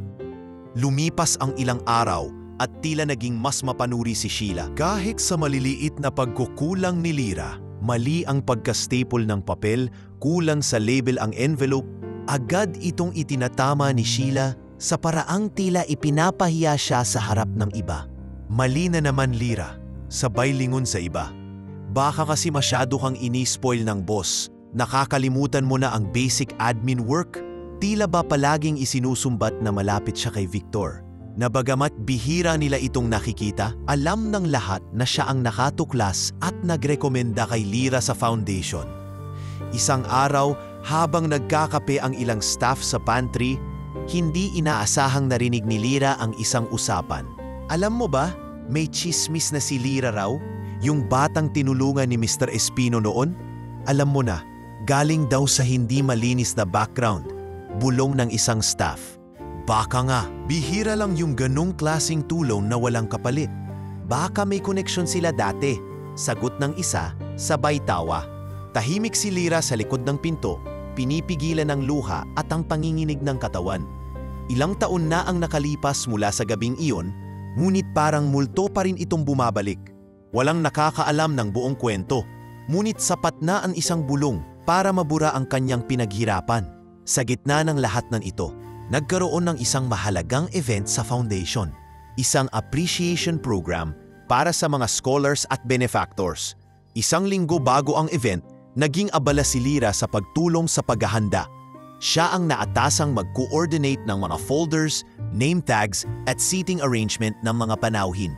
Ngunit isang araw bago ang event, biglang nawawala ang box ng mga name tags at listahan ng seating arrangement. Laking gulat ni Lyra nang makita sa ilalim ng storage cabinet ang box, basa at wasak. Tila sinadyang ibuhos dito ang tubig mula sa dispenser. Nataranta siya. Agad niyang nilinis ang mga papel, ngunit hindi na maayos ang karamihan. Habang nilalapitan niya si Miss Diane upang humingi ng tulong, dumating si Sheila. "Naku Lyra, napaka-irresponsable mo naman. Ikaw ang inatasan dyan. Tapos ngayon, sira lahat? Hindi ko po alam kung paano nangyari. Nilagay ko po yan sa cabinet." "Wala sa cabinet yan nang huli kong makita," sabat ni Sheila. "Siguro dahil sa dami ng ginagawa mo, nakakalimutan mong doblehin ang ingat. Hindi ka na bago dito, pero parang wala ka pa ring alam." Hindi na sumagot si Lyra. Ngunit sa mga mata niya, may luha ng naipon. Tumalikod siya at nagpatuloy sa paglilinis. Sa kabila ng kahihiyan, hindi siya lumaban. Alam niyang wala siyang sapat na impluwensyang magsalita. Pero may isang taong tahimik na nakamasid, si Victor. Kinabukasan, sa mismong araw ng event, inayos ni Lyra ang lahat ng name tags mula sa simula. Nagpuyat siya, kinopya ang listahan mula sa email at nilayout lahat sa bagong template. Bago pa dumating ang mga panauhin, handa na ang lahat. Sa gitna ng programa, habang isa-isang binibigyan ng pagkilala ang mga scholars at volunteers, biglang lumapit si Victor sa entablado. May nais lang akong ipahayag na yung araw na to. Panimula niya, marami sa atin ang may narinig na tungkol sa mga scholars natin. Ang ilan mula sa kalsada, sa lansangan, sa buhay na puno ng sugat at kahihiyan. Pero narito sila ngayon, hindi para mapahiya, kundi para itanghal. Tumingin si Victor sa direksyon ni Lyra. May isa akong scholar na hindi lang tumanggap ng tulong, kundi binago ang paraan ng pagtingin ko sa mga taong sinasabing wala ng pag-asa. Sa kabila ng tsismis, paninira at hindi makatarungang panghuhusga, nanatili siyang masipag, tahimik at matapang. Hindi niya kailanman ginamit ang kahit anong koneksyon para sa pansariling interes. Tumulo ang luha ni Lyra. Hindi siya pinangalanan pero alam niyang siya yun. At sa mga gaya niya, dapat tayo yumuko dahil sila ang tunay na simbolo ng pagbabago. Nagpalakpakan ang mga tao. Sa gitna ng ingay ng palakpakan, marahang tumayo si Lyra mula sa kanyang upuan at bahagyang yumuko. Hindi para sa pasasalamat, hindi para sa pagtanggap ng parangal, kundi para sa isang bagay na matagal na niyang ipinaglalaban, ang karapatang muling respetuhin ang sarili. At sa mga sandaling iyon, hindi na niya kinailangang ipaliwanag ang kanyang nakaraan. Dahil ang kasalukuyan niya ay nagsisimula ng magsalita para sa kanya. Matapos ang event ng foundation, tila mas naging panatag si Lyra sa bagong mundong kanyang ginagalawan. Hindi na siya palaging nakayuko tuwing may makakasalubong sa hallway. Unti-unti na siyang natutong ngumiti at magbiro. At kahit si Sheila na dati palaging may patama ay naging mas tahimik na. Waring na ilagay sa ayos ng buot buo ng pagkakabigkas ni Victor sa entablado. Ngunit isang buwan matapos ang programa, isang paanyaya mula sa foundation ang muling nagbukas ng mga pintuan ng kanyang nakaraan. Lyra, wika ni Miss Diane, isang umaga habang iniabot ang isang liham. Ikaw ang pinili ng outreach committee para sa susunod na proyekto. Isa kang volunteer para sa isang feeding program at relief distribution sa Barangay San Lorenzo. Hindi pa man tinatapos ang pamumuusap, nanginig na ang kamay ni Lyra sa pagtanggap ng liham. San Lorenzo, ang mismong lugar na pinagmulan niya. Kung ayaw mo muna, maaari kang humiling ng reassignment. Naiintindihan ko kung mabigat sa'yo yan. Dagdag ni Miss Diane. Mababa ang tono ng boses. Napatingin si Lyra sa kanyang mga daliri. Pilit pinapakalma ang sarili. Sa pagkakataong iyon, hindi siya agad sumagot. Ngunit sa puso niya, alam niyang kailangan niya nang harapin ang mga multo ng kahapon. Hindi na siya si Lyra na takot sa tingin ng tao. Isa na siyang babaeng pinanday ng sariling kabiguan at muling binuo ng bagong pag-asa. Pupunta po ako, marahan niyang sagot. Gusto ko pong makabalik. Ilang araw lang ang lumipas at muling nasilayan ni Lyra ang bakubakong kalsada ng San Lorenzo.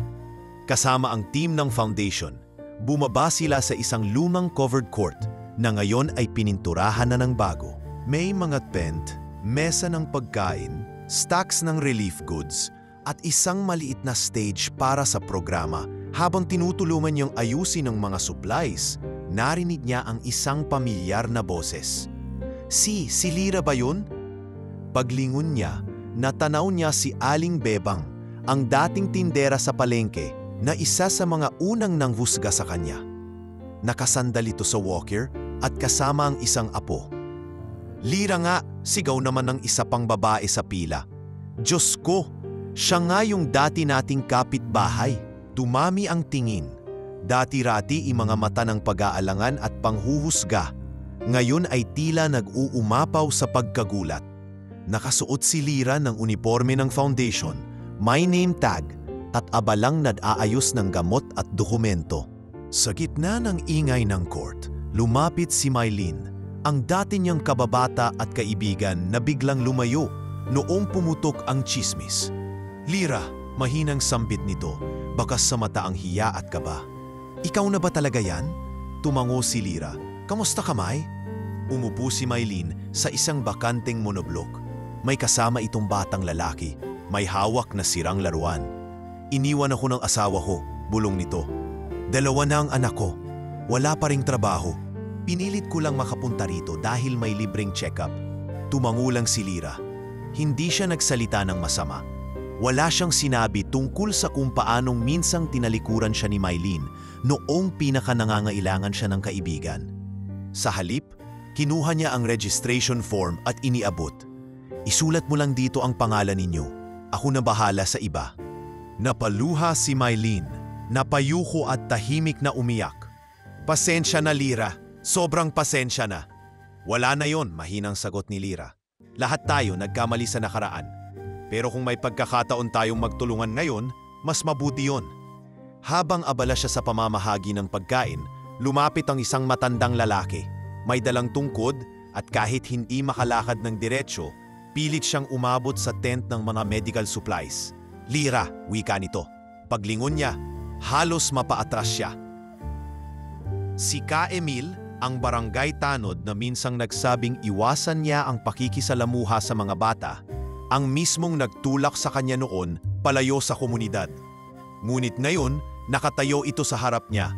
Tila mas matanda, mas marupok, at higit sa lahat, mas mapagpakumbaba. Nakita ko yung pangalan mo sa listahan ng volunteer.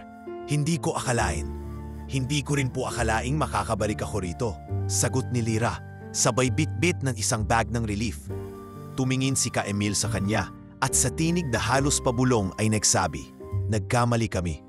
Akala namin alam na namin ang buong kwento. Hindi namin inisip na ang binastos namin noon ay isang taong mas may dangal kaysa sa aming lahat.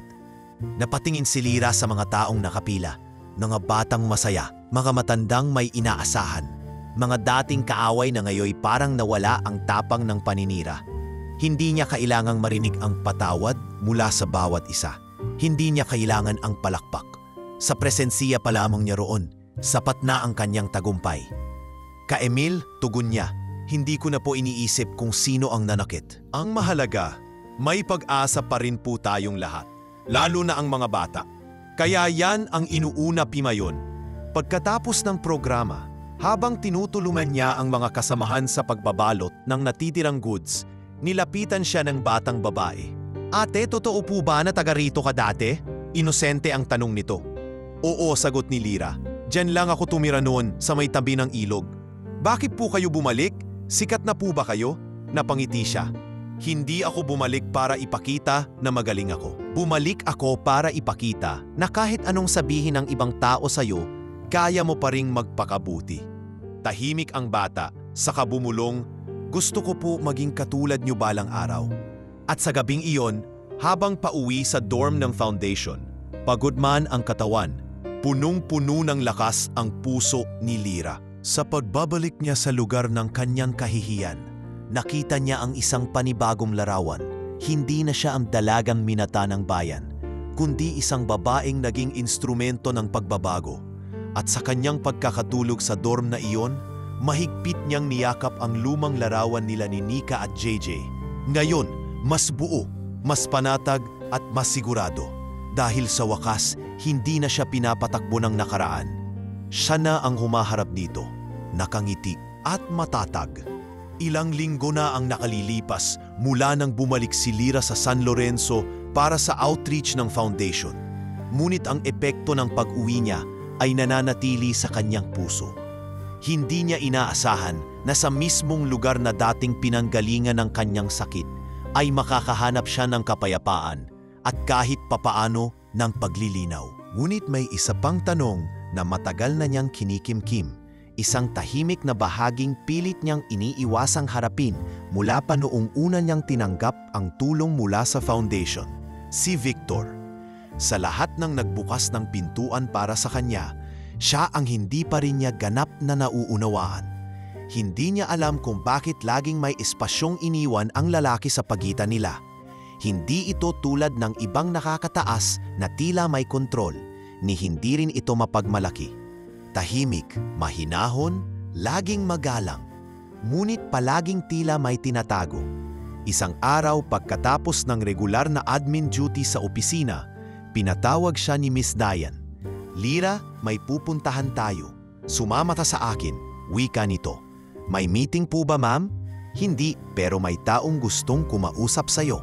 Tahimik na sumakay si Lyra sa van ng foundation. Ilang minuto lang ang biyahe mula sa opisina at pagdating nila sa isang modest ngunit eleganteng building na may signage na Espino Holdings, tila naunahan na ng kabog ng dibdib si Lyra.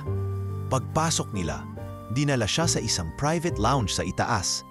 Naroon si Victor, naka-white long sleeves, walang blazer, tila relaxed ngunit alerto. Umupo ito at ngumiti ng marahan. "Salamat sa pagpunta, Lyra," bungad niya. Tumango si Lyra, ngunit hindi siya makatingin ng diretsyo. "Mabuti naman at bumalik ka sa San Lorenzo. Nabalitaan kong maayos ang naging programa. Proud ako sa'yo," patuloy ni Victor.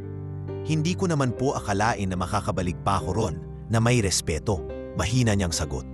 "Pero mas hindi ko po akalain na mapapatawad ko rin sila." "Lyra, may gusto akong sabihin. Hindi ko pa ito nasasabi kahit kailanan. Kasi ayokong isipin mong ginagamit kita o pinipilit kong mag-utang ka ng loob. Pero sa palagay ko kailangan mo nang malaman." Muling bumikat ang dibdib ni Lyra. Hindi niya alam kung anong klaseng katotohanan ang isisiwalat ng lalaking minsan niyang pinangambahan at pinasalamatan sa parehong pagkakataon. "Alam mo ba kung bakit kita inalok ng bigas noon?" tanong ni Victor. Tahimik lang si Lyra. "Sa totoo lang po, matagal ko nang gustong itanong yan.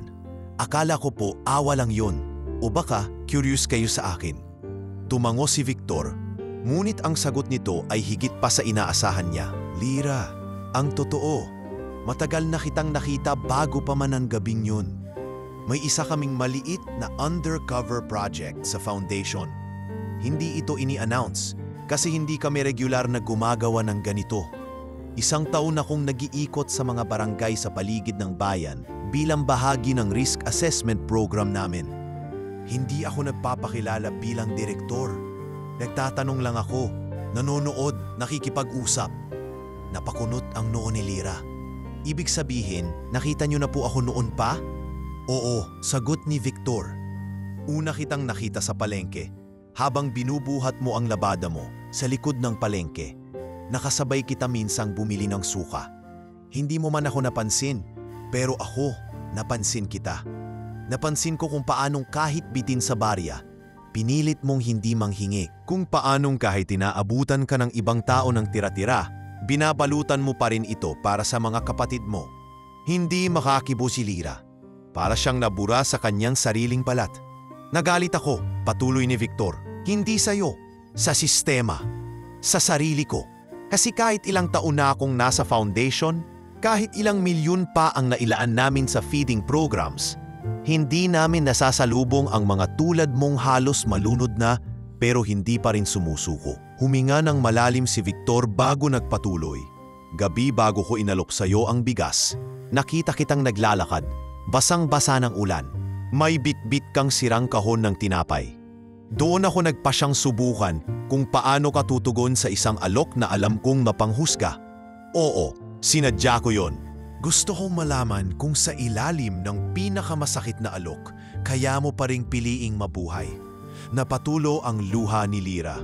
Hindi niya alam kung dapat ba siyang mainis, mapahiya o pasalamatan ang lalaking ito. "Bakit niyo yun ginawa sa akin? Bakit kailangan yun pa ang paraan?" Tinig niya'y nanginginig. "Dahil alam kong hindi ka magpapakita ng tunay mong tapang sa harap ng kamera o papapel na application form. Dahil alam kong kahit sinong babae, kahit sinong tao, ay may karapatang tumanggi, pero ang pipiliin pa ring isugal ang dangal para sa kapatid. Yun ang taong hindi basta-basta mapapatumba." Tahimik si Lyra, nakayuko, nangingilid ang luha, ngunit hindi na ito luha ng hiya. Luha ito ng pagkaunawa ng matagal ng tanong na ngayon lang nasagot. Lira, sabi ni Victor, hindi kita pinaglaruan. Hindi ko sinamantala ang kahinaan mo. Gusto ko lang patunayan sa sarili ko na kahit isang gabi ng kahinaan, hindi kayang burahin ang isang taong matatag. Hindi ikaw ang dapat mahiya. Ako ang dapat humingi ng tawad sa paraan ng pagsubok ko sa iyo. Umangat ang tingin ni Lira. Tumango siya kahit masapa ang pisngi. Salamat sa totoo, sabi niya. Masakit marinig, pero mas mabigat dalhin ang tanong kaysa sa sagot. Tumayo si Victor at humarap sa kanya. Ngayon alam mo na, at kung sa mga susunod na araw, mapili mong lumayo sa lahat ng ito, uunawain ko. Pero sana alam mong hindi kita inilagay dito dahil naaawa ako, kundi dahil naniwala ako na kaya mong maging higit pa sa lahat ng tingin ng mundo sa'yo. Naglakad palabas si Lira mula sa lounge na iyon, hindi para iwanan ang foundation, kundi para sa unang pagkakataon, dalhin ang sarili niyang kwento ng buo. Hindi dahil sa isang sakong bigas, kundi dahil sa dangal na muling itinayo mula sa pagkakadurog. At sa gabi ring iyon, sa dormitoryo, isinulat niya sa kanyang notebook, hindi ako biktima ng gabing iyon, ako ang bumangon mula rito. At kahit anong isipin ng mundo, ako ang nagsulat ng sarili kong kwento. Sa wakas, ang lihim na bumabagabag sa kanya ay nabunyag. At hindi ito dahilan para siya'y tumiklop, kundi para lalo siyang tumindig.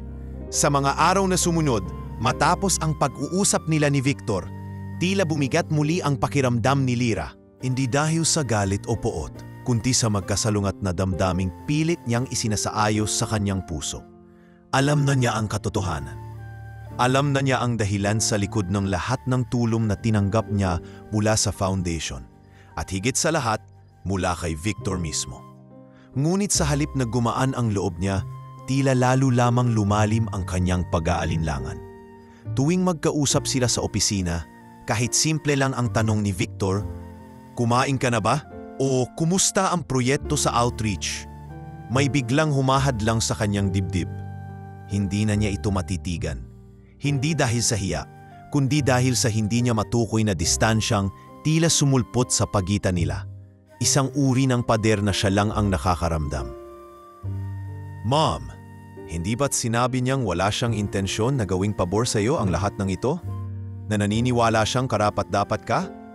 Tumango si Lira. Oo, pero Ana, iniisip ko kaya ba niya ako pinili dahil nakita niya ang kakayahan ko? O dahil nakita niya akong durog at gusto niya akong buuin para sa sarili niyang panata? Tumahimik si Ana. Minsan kahit ang mga taong buo na, gusto lang makatulong. Hindi para kontrolin ang iba, kundi dahil alam nilang minsan sila rin may himawak sa kanila noong sila'y wasak. Natahimik si Lira. Sa simpleng salitang iyon, tila may pumasok na liwanag sa kanyang puso. Ngunit hindi pa rin niya kayang burahin ang damdamin na parang siya'y laging tinutulak pataas mula sa ilalim. Hindi dahil sa sarili niyang lakas, kundi dahil may isang taong laging nasa ilalim ng kanyang paa, umaalalay. Kinabukasan, habang nasa admin office, muling tinawag siya ni Victor. May bagong proyekto ang foundation, scholarship campaign. Gusto kitang isama sa paggawa ng content at script. Isa ka sa mga inspiring stories na gusto naming i-feature. Nagkatinginan sila, marahang umiling si Lira. Pasensya na po, pero hindi pa po siguro ako handa. Bahagyang natahimik si Victor. Hindi niya ipinilit. Tumango lang ito at marahang ngumiti. Naiintindihan ko.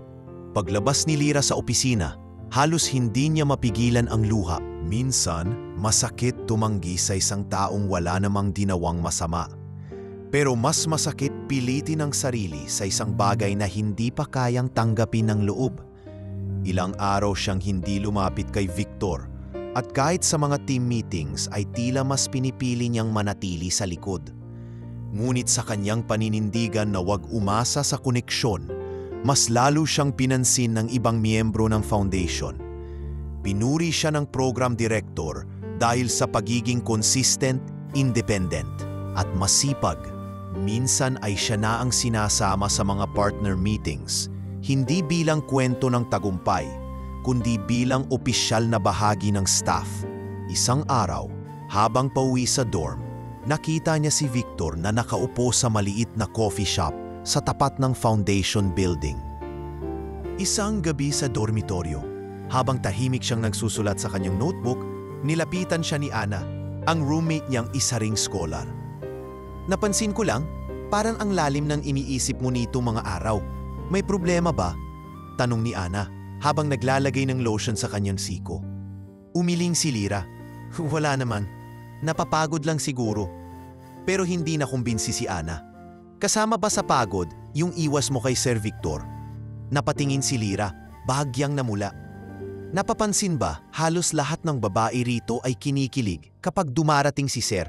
Pero ikaw, para kang nauupos. Napangiti si Lyra pero halatang pilit. Hindi mo kasi naiintindihan, Ana. Minsan kahit binibigyan ka ng respeto ng isang tao, kung alam mong may nakaraan kayon, hindi pantay, mahirap pa ring maging komportable. Nag-aalangan siya kung lalapitan, pero sa huli, tinawid niya ang kalsada at lumapit. Pwede po ba akong makiupo? Tanong niya. Nagulat si Victor, pero agad nang umiti. Oo naman, maupo ka. Tahimik sila sa loob ng ilang minuto. Tanging tunog ng kutsarang humahampas sa baso ng kape ang naririnig. Gusto ko pong humingi ng tawad, bungad ni Lyra, sa distansyang ibinibigay ko, sa pananahimik ko. Hindi mo kailangang humingi ng tawad, Lyra. Sagot ni Victor, lahat tayo may paraan ng pagproseso ng mga bagay. At sa totoo lang, mas gusto kong malaman mong may kalayaan kang gawin yon. Pero gusto ko rin pong maintindihan nyo na hindi ko kayang maging malapit sa isang tao kung palagi kong nararamdamang may utang ako sa kanya. Tumingin si Victor sa kanya, seryoso. Hindi ko kailangan ang utang na loob mo. Hindi ko kailanman ginusto yon. Gusto ko lang maramdaman mong kahit anong pinanggalingan mo, kaya mong lumakad mag-isa at tumakbo kung kaya mo. Tumingin si Lyra sa kanya at sa wakas ngumingiti na ang mga mata niya.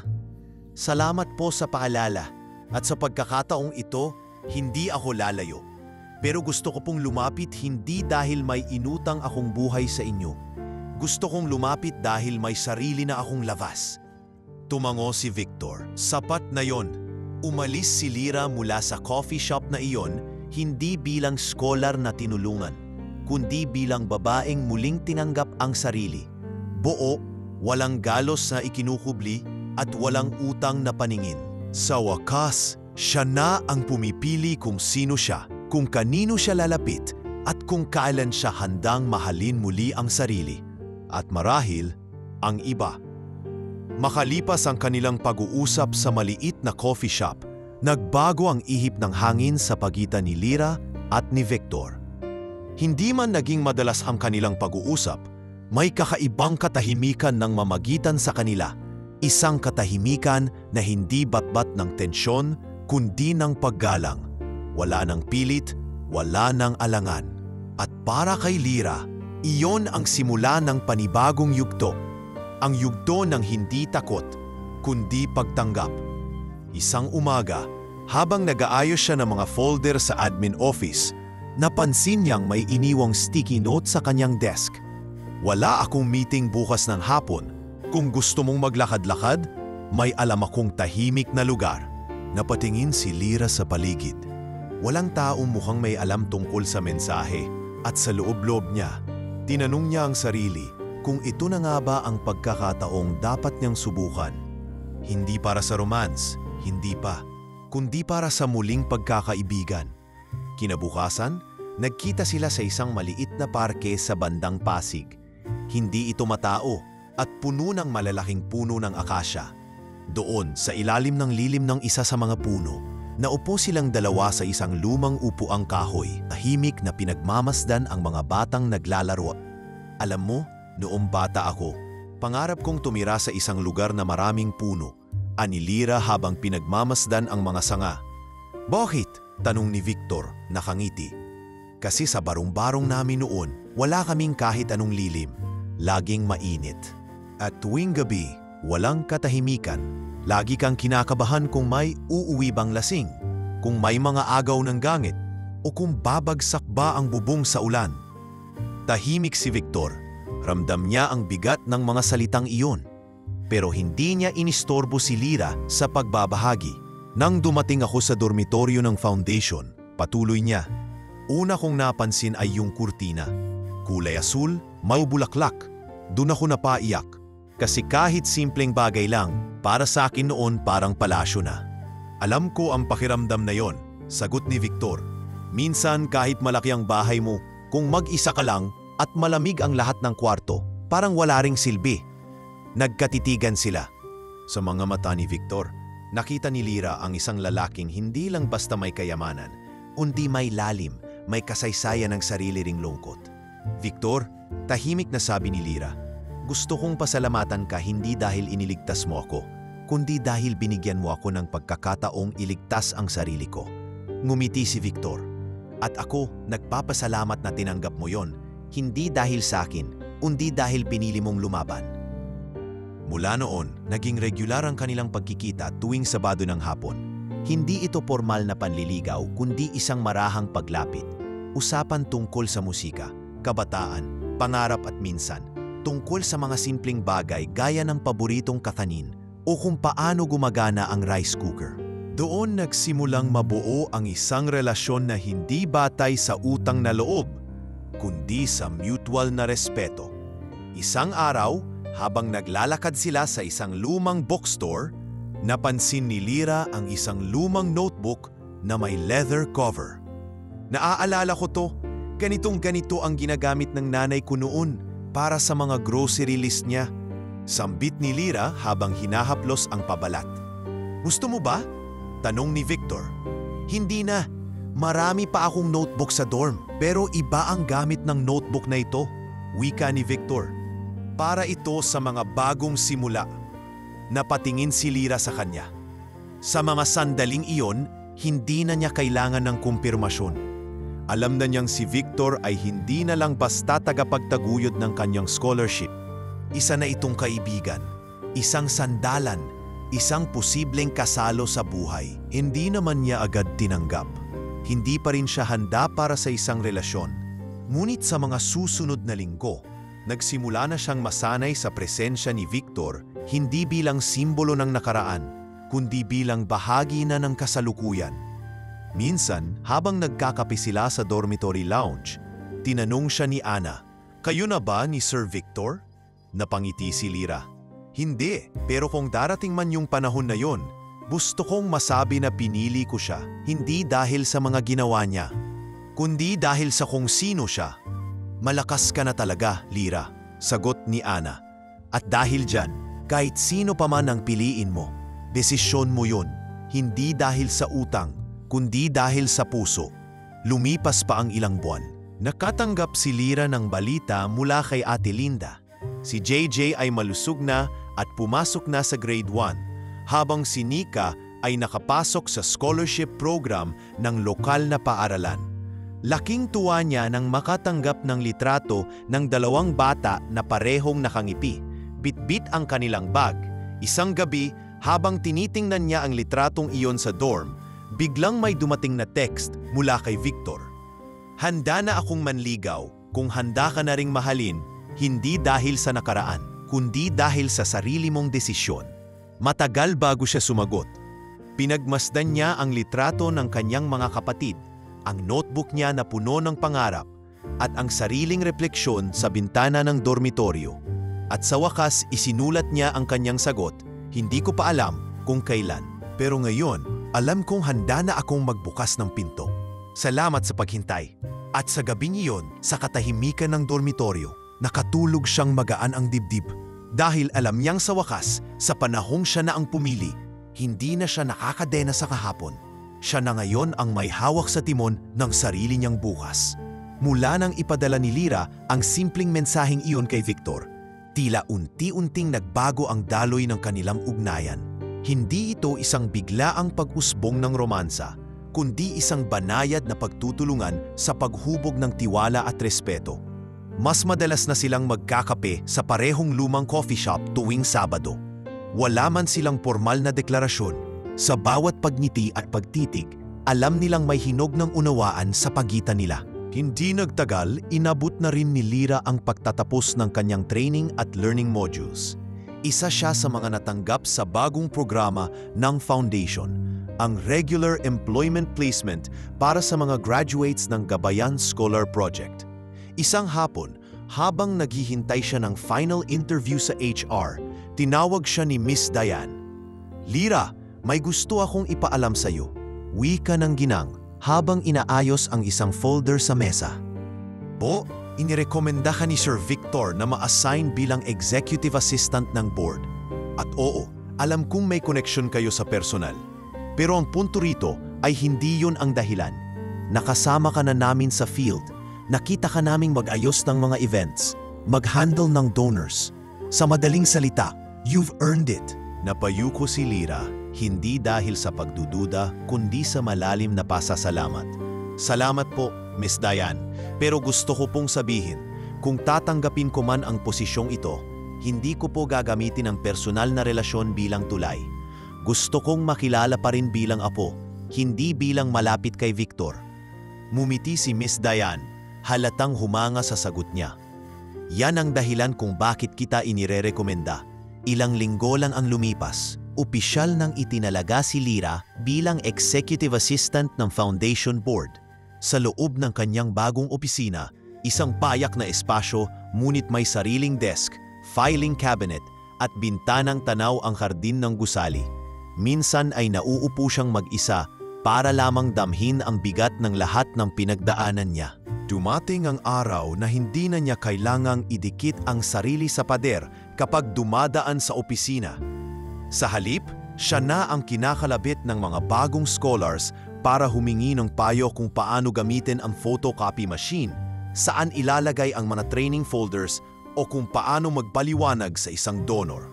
Minsang nagtanong si Clara, isa sa mga bagong scholar, habang inaayos ang meeting hall. "Ate Lira, totoo po ba yung sabi nila na dati po kayong nakatira sa barong-barong sa probinsya?" Ngumiti siya. "Oo, totoo. At yan ang dahilan kung bakit gusto kong pagbutihan ang trabaho ko ngayon para mapatunayan sa sarili ko na pwede akong lumampas sa lugar na yon." "Pwede rin po ba akong makalampas sa lugar ko ngayon?" Tinapik ni Lira ang balikat ng dalaga. "Hindi mo kailangang lumampas. Minsan, kailangan mo lang magtanim sa lupang meron ka. At kapag panahon na, mamumunga rin ang pangarap mo."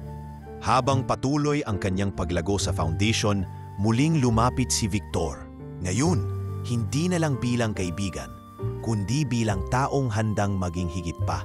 Isang Sabado ng hapon, sa parehong parking madalas nilang puntahan, bitbit ni Victor ang isang simpleng kahon.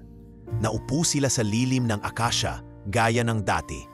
"Lira," bungad niya habang tinatapik ang kahon, "alam kong hindi mo kailangan ng engranding sandali o mamahaling alahas. Pero gusto kong malaman mong handa na akong maging bahagi ng buhay mo kung sakasakaling papayan ka." Hindi agad sumagot si Lira.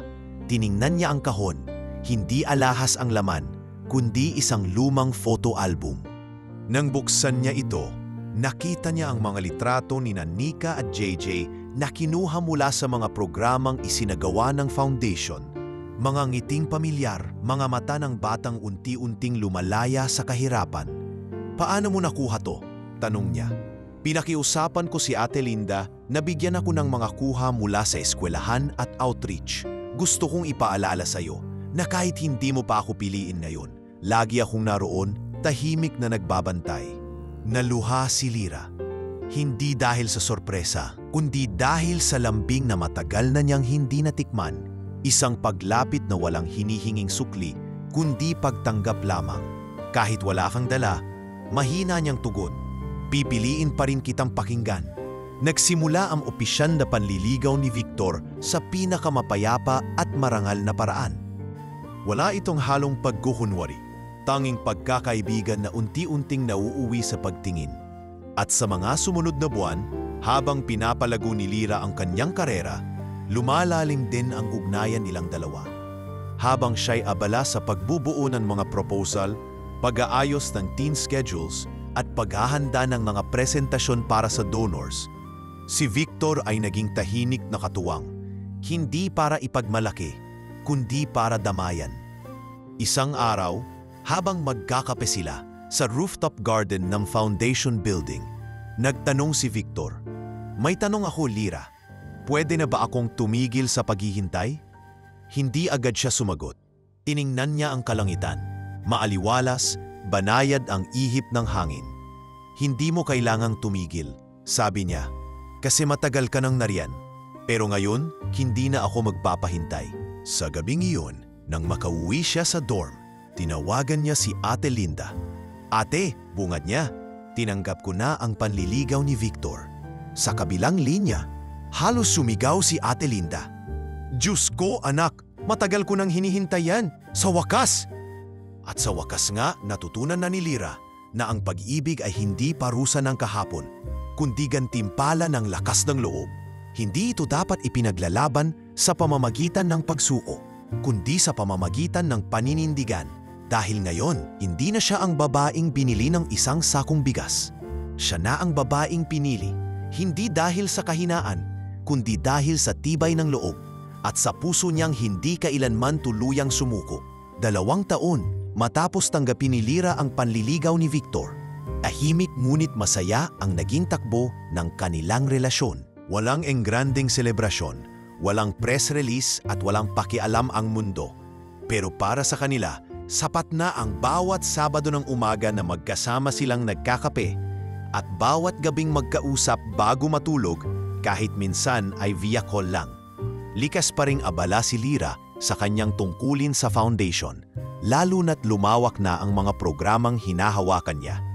Mula sa scholarships hanggang livelihood para sa mga pamilyang katulad ng pinagmulan niya. Subalit gaya ng lahat ng kwento, hindi palaging maaliwalas ang langit.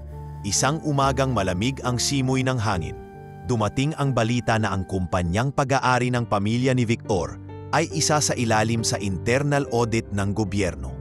May pinagdududahang anomalya sa isa sa kanilang mga foreign subsidiaries. At dahil si Victor ang chairman ng board, siya rin ang iniimbestigahan ng media. "Hindi ako direktang sangkot," paliwanag niya kay Lira habang magkausap sila sa loob ng kotse. "Pero ayokong gamitin ang pangalan ng foundation para malinis ang pangalan ko.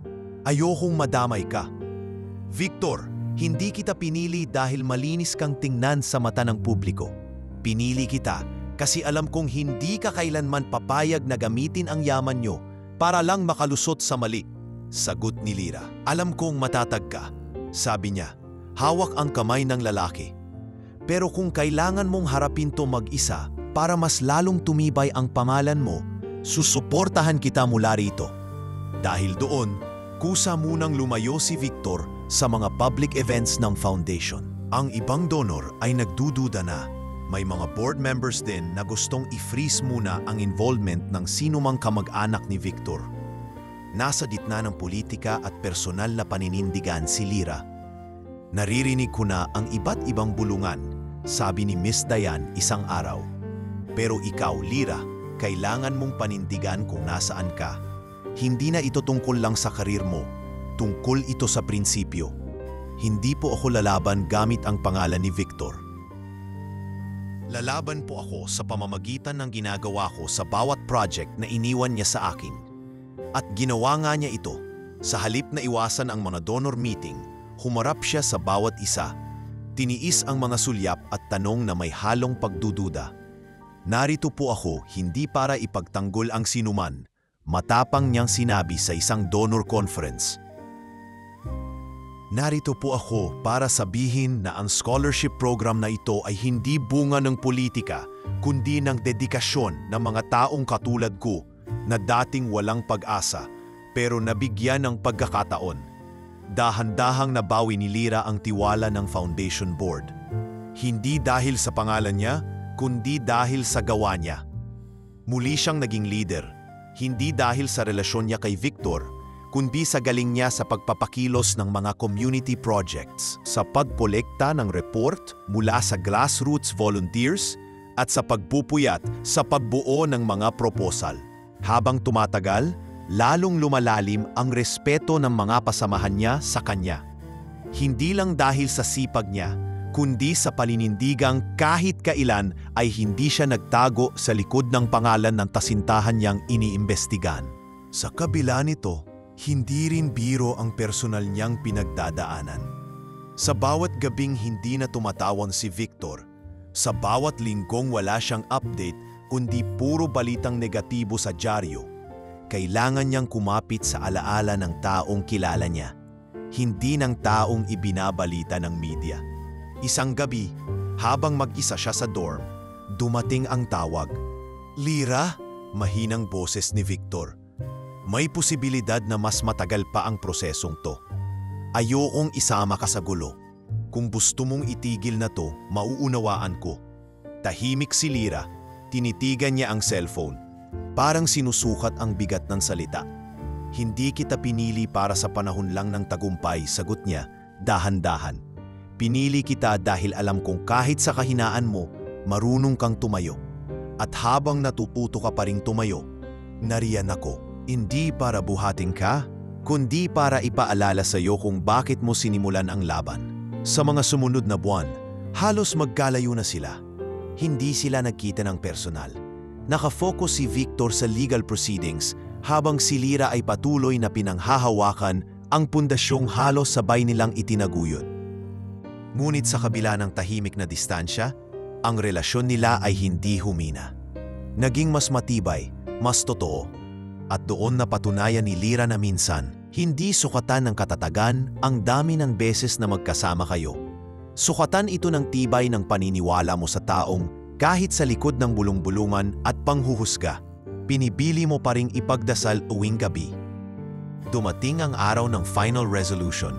Inabsuelto si Victor sa anumang direktang sangkot sa anomalya. Lumabas sa audit na isa sa mga dating CFO ang may kagagawan ng katiwalian at kusa itong sumuko matapos mapatunayang nagpalusot ng pondo sa ibang bansa. Wala si Victor sa presscon. Pinili niyang manatiling tahimik. Ngunit isang hapon, habang abala si Lira sa pag-aayos ng seminar kits para sa susunod na outreach, may dumating na bisita sa opisina. Nakasuot ng simpleng polo at may bitbit na bulaklak. "May naghahanap po sa inyo, ma'am," tawag ng isa sa mga intern. Naroon si Victor. Payat, maputla, pero ang mga matang iyon, ang matagal na niyang ini-imagine sa bawat pag-idlip. "Victor," mahina niyang tawag. Lumapit ang lalaki at sa gitna ng tahimik na opisina, ibinaba nito ang bulaklak sa mesa. "Salamat," sabi niya, "sa pananahimik mo, sa paninindigan mo, sa pagmamahal na hindi kailangang ipagsigawan para mapatunayan." At sa mga matang puno ng luha, tumango si Lira. "Welcome back." Ngayon, higit kailanman alam na niya, hindi lang si Victor ang nagbago ng buhay niya. Siya mismo ang humubog sa sariling kapalaran, sa gitna ng unos, sa gitna ng katahimikan. Isang linggo matapos ang pagbabalik ni Victor, unti-unti nang bumalik sa normal ang daloy ng buhay ni Lira. Pero kahit pa tila gumuguhit na muli ang liwanag sa horizon ng kanilang mga araw, alam ni Lira sa sarili niyang hindi pa tapos ang laban. May mga dapat pang harapin. May mga sugat pa ring hindi tuluyang naghihilom, lalo na mula sa nakaraan. Hindi lang kay Victor, kundi sa kanya rin mismo. Kaya isang gabi, habang naglalakad silang dalawa pauwi mula sa isang dinner meeting ng foundation, bigla siyang tumigil sa gilid ng kalsada sa harap ng isang karinderyang pamilyar. "Teka, dito tayo sandali," aniya. Tinuro ang maliit na establishmento na dati inaapakan lang ng mga taong may sasakyan. Dito siya madalas kumain noon kasama si Nanay at si Inigo noong wala pa siyang barya kahit para sa isang tapsilog. Tahimik na sumunod si Victor. Umupo sila sa bangkong gawa sa kawayan. Dumating ang tindera, agad siyang nakilala. "Ay, Ma'am Lira, grabe, ikaw ba to? Dati-dati dito ka lang sa gilid. Abay ngayon may escort ka ng pogi." Sabay tawa ng Ale. Mumiti si Lira. "Ate Inday, pwede pa bang umorder ng pares at kanin?" "Para sa'yo laging pwede." Pagkalis ng tindera, humarap si Lira kay Victor. "Alam mo ba, may panahong ni hindi ko na alam kung mabubuhay pa kami sa susunod na araw.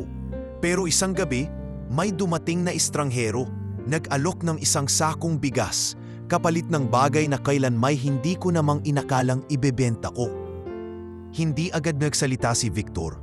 Tahimik siyang nakinig. Parang binibilang ang bawat tibok ng puso ni Lyra. Totoo pala yung sinasabi nila. Minsan kailangan mong ibenta ang sarili mo para mabuhay. Pero mas totoo na kapag nalaman mong kaya mong mabuhay, hindi dahil sa binigay ng iba, kundi dahil sa pinili mong bumangon, doon ka talaga magsisimulang mabuhay. Hinawakan ni Victor ang kamay niya, at ako ang estrangherong yun. Pero alam mo kung sino ang mas kahanga-hanga sa ating dalawa? Ikaw, kasi kahit matapos yung gabing yon, ikaw pa rin ang pumili na bumalik. Ikaw pa rin ang nagtulak sa sarili mong umangat. Ako? Tako lang ang naging tulay. Hindi, sabi ni Lyra. Ikaw ang nagsindi ng ilaw, pero ako ang humawak sa apoy kahit madilim pa. Nagkatahimikan. Dumating ang pagkain. At sa bawat subo nila ng mainit na pares, ramdam nila ang init na hindi galing sa sabaw, kundi sa kasaysayan ng bawat desisyong ginawa nila para makarating sa gabing iyon. Sa mga sumunod na buwan, naging inspirasyon si Lyra sa mas maraming tao.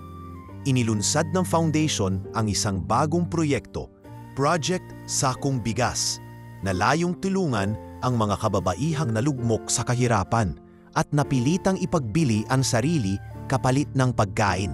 Hindi para sumbatan sila, kundi para bigyan sila ng bagong pagkakataon, gaya ng binigay sa kanya noon. Ang istorya o ay hindi para kahabagan, aniya sa opening ng launching event. Ito ay kwento ng pagbangon, kwento ng babae na minsang itinapon ng lipunan, pero pinili pa ring maniwala na may bukas na hindi kailangang ikahiya.